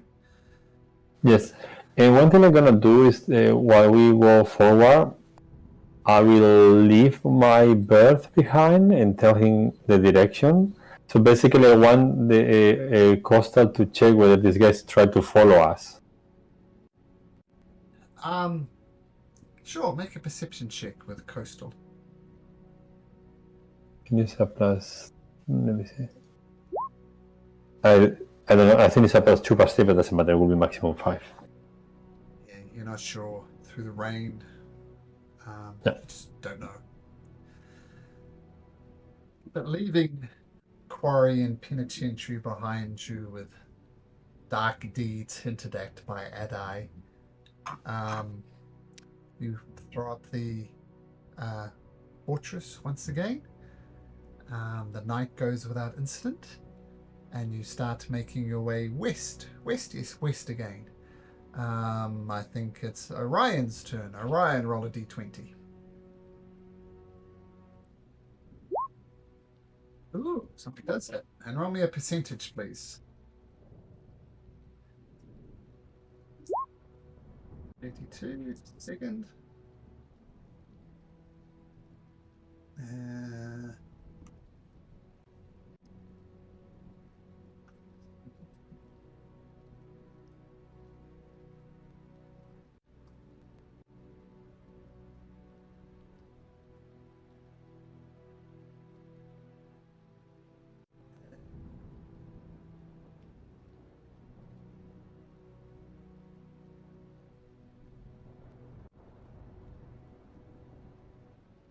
Stick.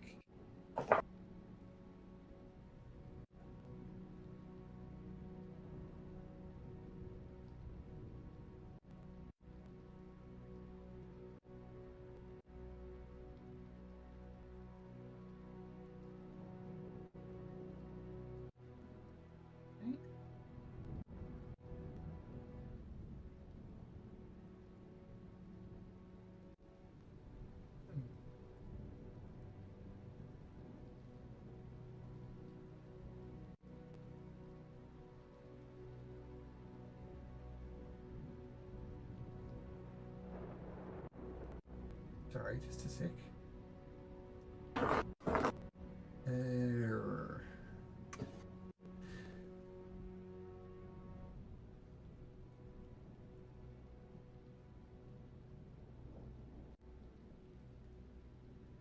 So, as you're traveling across plains of Odenbeer,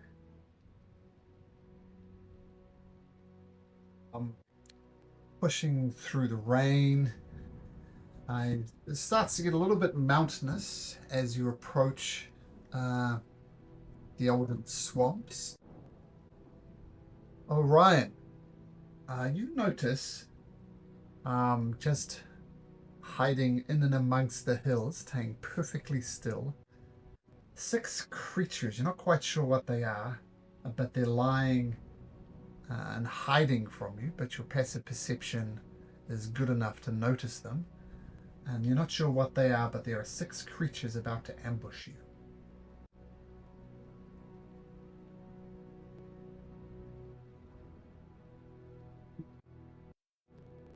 Ryan shouts out a warning through muted lips. I cast message through my head. Hope everybody picked that up. Sorry.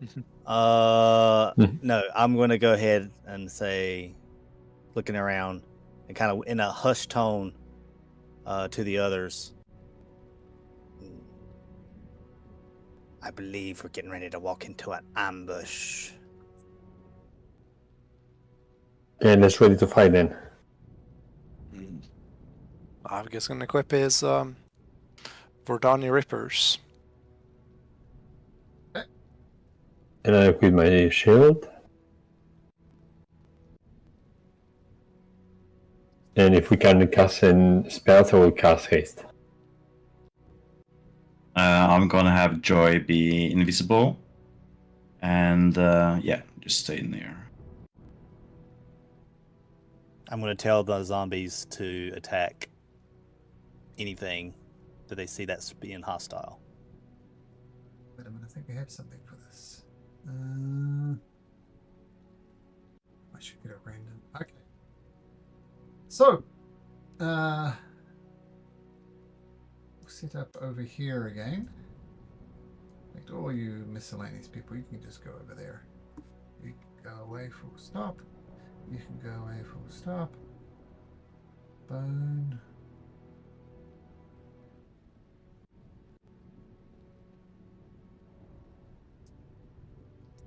Okay, so we'll say you're heading north. Just ignore the map for now. These conditions from you. Yeah. Did we have a long rest since the Yes. prison? Yeah. Yes, you did. Yeah.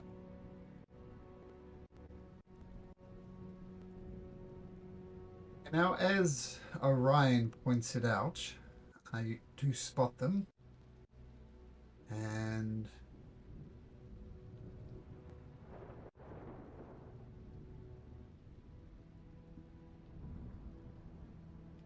sorry, it's just always a scramble for random encounters.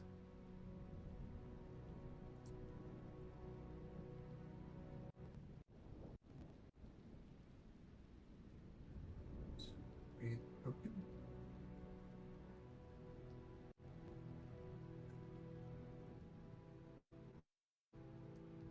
Oh, there we go. There's a better token. All the way from Bylea.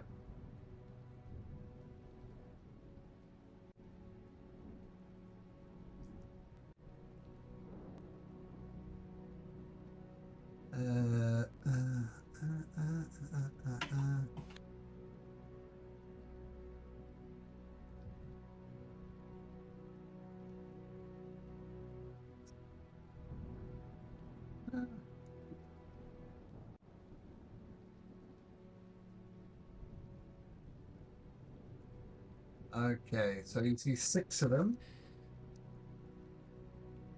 just waiting to pounce. There's a little valley in here where the candle is. They're getting ready to pounce.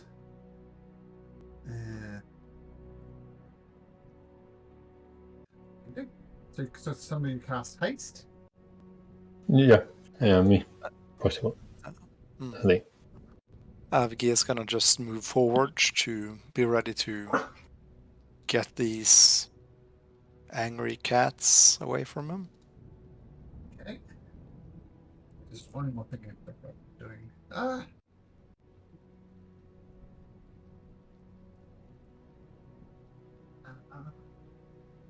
Oh. Okay, cool. So focusing. Who cast haste? Adi, Who did you cast haste on? myself. On yourself, okay. Cool. I'm fasty. So haste it up. And let's roll for initiative. Let's Roll for initiative.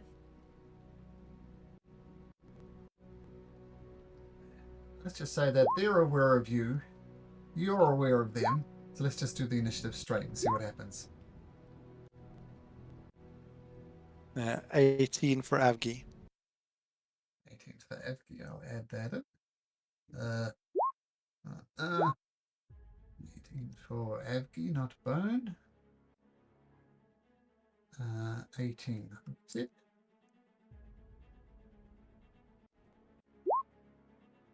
Okay, so Orion, as his initial spells are cast, you are first to actually go. What do you do? First off, let's Orion sees them all over there and thinking, okay, we're going to play this game. I'm going to cast second level Bless. And every play PC is going to have a Bless on top of it. Nice. So glad I took all those bless icons off everyone. Okay. The power of the Redeemer. You are all blessed. Your blows will be guided. Okay, All right, nice. and then bonus action, Starry Form. Yep. And Archer. Okay. I think you can get a shot off. I'll shoot the closest one to me. Now they're actually hiding under cover, so it's going to be +5 to their armor class, and with that a 21, Plus an the 11. D4. 11 will miss, but roll the d4.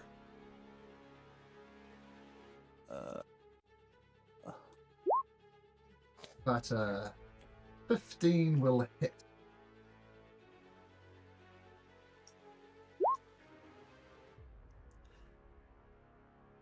So 8 points of damage to that one. Okay, great shot. And the lion lets out a roar. It's not happy about it and gets ready to pounce. Which it does do. It jumps down from on top of here, going for trying to pounce down on top of Bone. Bone, make me a strength saving throw. Yeah. Oh, the line just bounces off you. And you just swear just for a moment you hear it say, something unusually intellectual about it. Oh, that's just this pounce attack, which it misses. Then it's going to try and bite you. Rolls an 11 and a 19. Is a 19 hit? Yeah. So the claw attack hits. What? It does d6 plus 3. So 8 points of damage. And that will be its turn. And Bone, as it launches into you and kind of bounces off you, but gets a good claw attack across your chest. What do you do? He's gonna, as a part of being attacked, is gonna rage.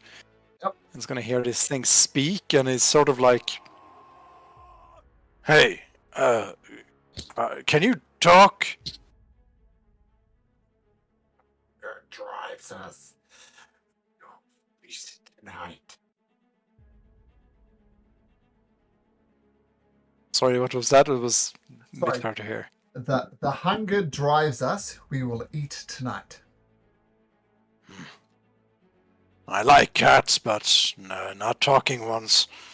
And he's going to stab it with the Verdani Rippers, hopefully. Sure. 13. 13 hits, even without the bless, so roll damage. Oh.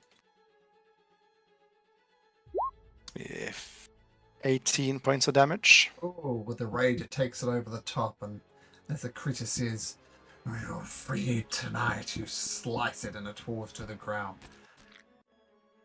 And you hear it say, it doesn't say anything actually, it's dead. It was going to have a little death scene, but it's not going to. Adai. Okay. As final one, I'm just going to move more forward to make myself more of a target. Sure. Adai. Super fast Okay. Adai. Super fast, and I cast Tassa's Mind Whip at level 4. To this one, so the ones on the farthest from me. So they have to do intelligence saving throw. And if they fail, they will take 10 points of damage. Yeah, Psychic and yep. That's the third one. There's three of them. This one. So was it 10? I can just draw otherwise. These two and this one and this one. Yeah. And then the second and next turn they can only a move, bonus action, or action, but not all of them. So only one of them. Okay, got it. And then I'm going to use my haste attack towards this guy. Yep. Which I 14 to hit. Even without the bless it hits. Okay, so then it gets this damage. And just to make for fun, I'm going to use my Meta Magic quick spell to do Booming Blade to the same one. Alright. Which hits also for 17 points of damage. Okay, got it. And is quivering slightly. He's still up though. Okay, and that's my turn. No, actually. No, he turns around and just flees, and he gets to about there and explodes in a puddle of gore. So he's gone. Okay, That's my turn. this line here, Tasha's Mind Whip, sees its pride, I guess. It says, "This is not the fight to do. We must run." And even though it's mind slivered or whatever it was, it can still move and it uses action to move. Vander, these lines appear to be retreating. What do you do? Well, Do you kinda like? I don't really care too much if they die or if they don't, but it's kind of fun to try to chase them down, I guess. Some form of sports. So I'm going to cast Chill Touch on, well, the one that looks the most damaged. Any one of the top three took most damage. 14 hits. Okay, perfect. 7 points of necrotic damage. 7 points, we'll say the one in the circle. 7 points of necrotic damage. Nice. Yeah. And that's my turn.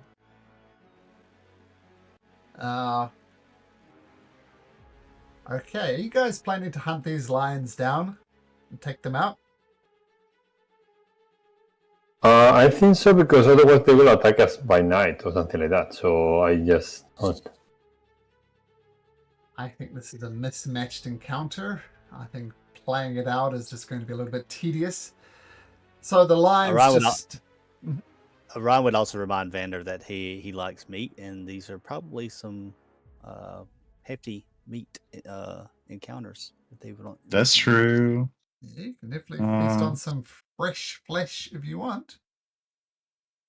Well, I could try to upcast sleep on one of them and try to take them out, but Sure. yeah. Let's just do that. Let's use a second level spell slot and try to do whatever we can on one of the lions. Sure. Upcast will be then 78. Just roll. 37 points of hit points. More than enough. That will get 2 of them asleep, in fact. Oh, perfect. And then I guess we'll have some time to just place ourselves around them for the minute sleep works and then just go ham. Sure.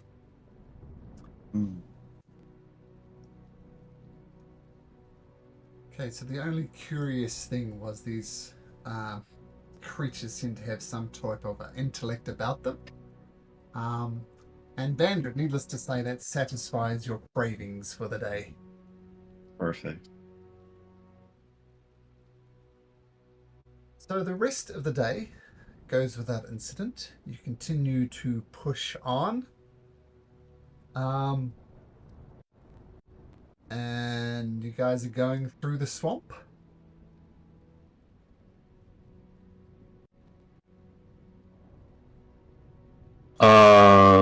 I think we have no option, no? But going along the river through the swamp. Yeah, we didn't want to go through Oathbreaker, so we're following the river on the swamp side. Unless how difficult is to go to the other side of the river? The river at this point is quite violent, and it's like down, like about 20 feet. It's like carved through the land there. So you'd have to get down 20 feet and across the river. Hence why there's the Azura Bridge here. This is the main. Yeah. Okay. So then we will do the swamp and eat our pride there. All right. So pushing in through into the swamp, your legs get bogged down, and it's just not at all pleasant as bugs start buzzing around you. But you push on, and I think we're back to Avgi. Roll me a d20. Oh, yeah.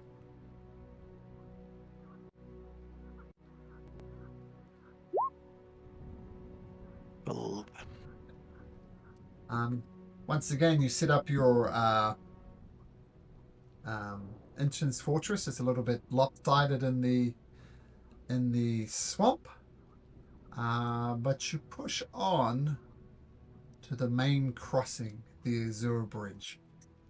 You see a bunch of refugees to the north and the south of the bridge, and apparently you suspect, or you know, that the toll is rather expensive at the moment. But you approach the bridge, and what's the time? And I need to take my daughter to her volleyball game again. So I'll end it there, guys, and we'll pick it up next week. I think Doug is also absent next week. I might be absent also next week. I'm not sure yet. I'm traveling. I may be able to connect, but I'm not 100% sure yet. Okay, well, hopefully you can make it. I will tell you on Tuesday. Fantastic.